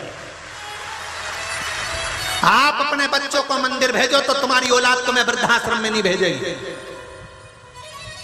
जिनके बच्चे मंदिर जाने में संकोच करते हैं, नहीं हम डॉक्टरी की पढ़ाई कर रहे हैं, हम इंजीनियर की पढ़ाई कर रहे हैं, मैं सीए कर रहा हूं और मैं मंदिर जाऊंगा, लोग हंसेंगे, खिल्ली उड़ाएंगे, लोग मेरे ऊपर ताने देंगे, आप शब्द कहेंगे, ताने देंगे। अरे जा मंदिर, शिव जी को 1 लोटा जल चढ़ा, भगवान शंकर के मंदिर जा। जिन माता पिता ने अपने बच्चों को मंदिर जाना सिखा दिया, वो माता पिता चैन की नींद सोना, तुम्हें वृद्धाश्रम का मुंह नहीं देखना पड़ेगा। जिनके बच्चे मंदिर जाने से संकोच करते हैं, जिनके बच्चे शंकर के मंदिर जाने से संकोच करते हैं, जिनके बच्चे भगवान की भक्ति से मना करते हैं, बस वो तैयारी करके रखना। हमने बच्चों को पढ़ाया तो जरूर, पर संस्कार नहीं दे पाए, इसलिए तैयारी रख लो। 1 अटैची में 4 साड़ी, 4 का क्या करोगे, 13 ही रख लो, 13वां बैग काम आ जाएगा। मतलब रखो, संभाल रखो। जोड़ जोड़। लोग कहते जरूर है सीवर वाला महाराज बहुत आड़ी टेढ़ी कथा बोलता है, बहुत आड़ी टेढ़ी। अभी तो पहला दिन, 6 दिन बाकी है। नींबू का अचार लेके आया था, घर से चचा था। मम्मी बोली थी बेटा हटा पराठे के साथ कौन सा अचार ले जाएगा। हमने मम्मी नींबू का दर्द है, ध्यान रखिए। थोड़ा सा जीवन को संवारना है। अपने बच्चों का भाग्य आपको बनाना पड़ेगा, कोई दूसरा महाराज नहीं आएगा भाग्य बनाने के लिए। हम आपके घर में नहीं पहुंचेंगे भाग्य बनाने के लिए। आपको अपने बच्चों का भाग्य बनाना है। डॉक्टर बनाओ, इंजीनियर बनाओ, सीए बनाओ, कलेक्टर बनाओ, एसपी बनाओ, डीएसपी बनाओ, तुम्हारी मर्जी पड़े। बच्चे को ऊंची ऊंची पोस्ट तक पहुंचाओ, खूब पढ़ा, पर पढ़ाने के साथ में बच्चों को संस्कारवान हमें बनाना है, हमें बनाना।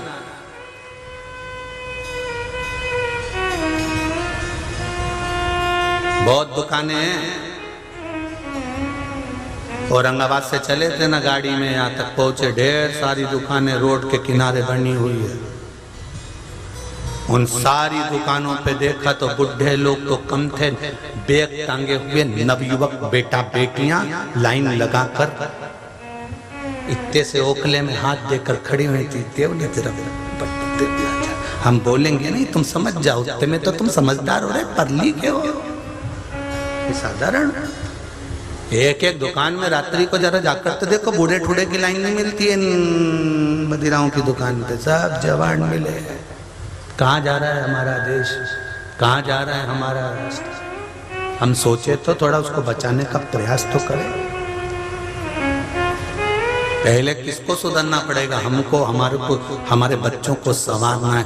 सब कुछ दो, बच्चे को हैंडसेट जोरदार दो, लैपटॉप दिलाओ, जीन्स भी पहनाओ, मना नहीं करेंगे, तुम्हारी मर्जी का कपड़ा पहनाओ, पर सबसे पहले बच्चों से कहना हम सब कुछ तुम्हारे लिए करेंगे, तुम हमारे लिए मंदिर जाना चालू करो, शंकर जी पे 1 लोटा जल चढ़ाओ, शिव की आराधना करो, हम तुम्हारे लिए करें। बच्चे लोग जब मंदिर जाना चालू हो जाए तो समझ लेना तुम्हारा एक रास्ता खुल गया। तुम्हारे बच्चे मस्तक पर तिलक लगाएंगे, मंदिर जाएंगे, तो थोड़ा अगर परमात्मा के आगे झुकना सीख जाएंगे तो वो बच्चे तुम्हारे भी दुख के दिनों में तुम्हारे आगे झुकना सीख जाएंगे, नहीं तो झुक नहीं पाएंगे। बहुत कठिन है आजकल। एजुकेशन ऐसी हो गई है, वीआईपी पढ़ाई,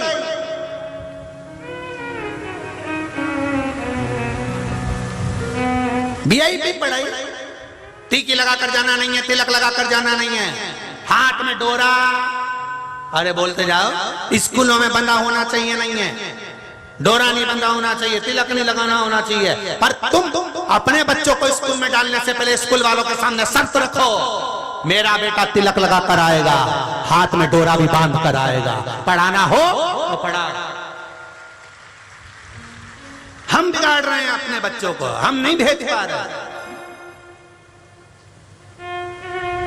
शर्म आती है, बच्चों को भेजे, ले जाए, कहां सब रहेगा।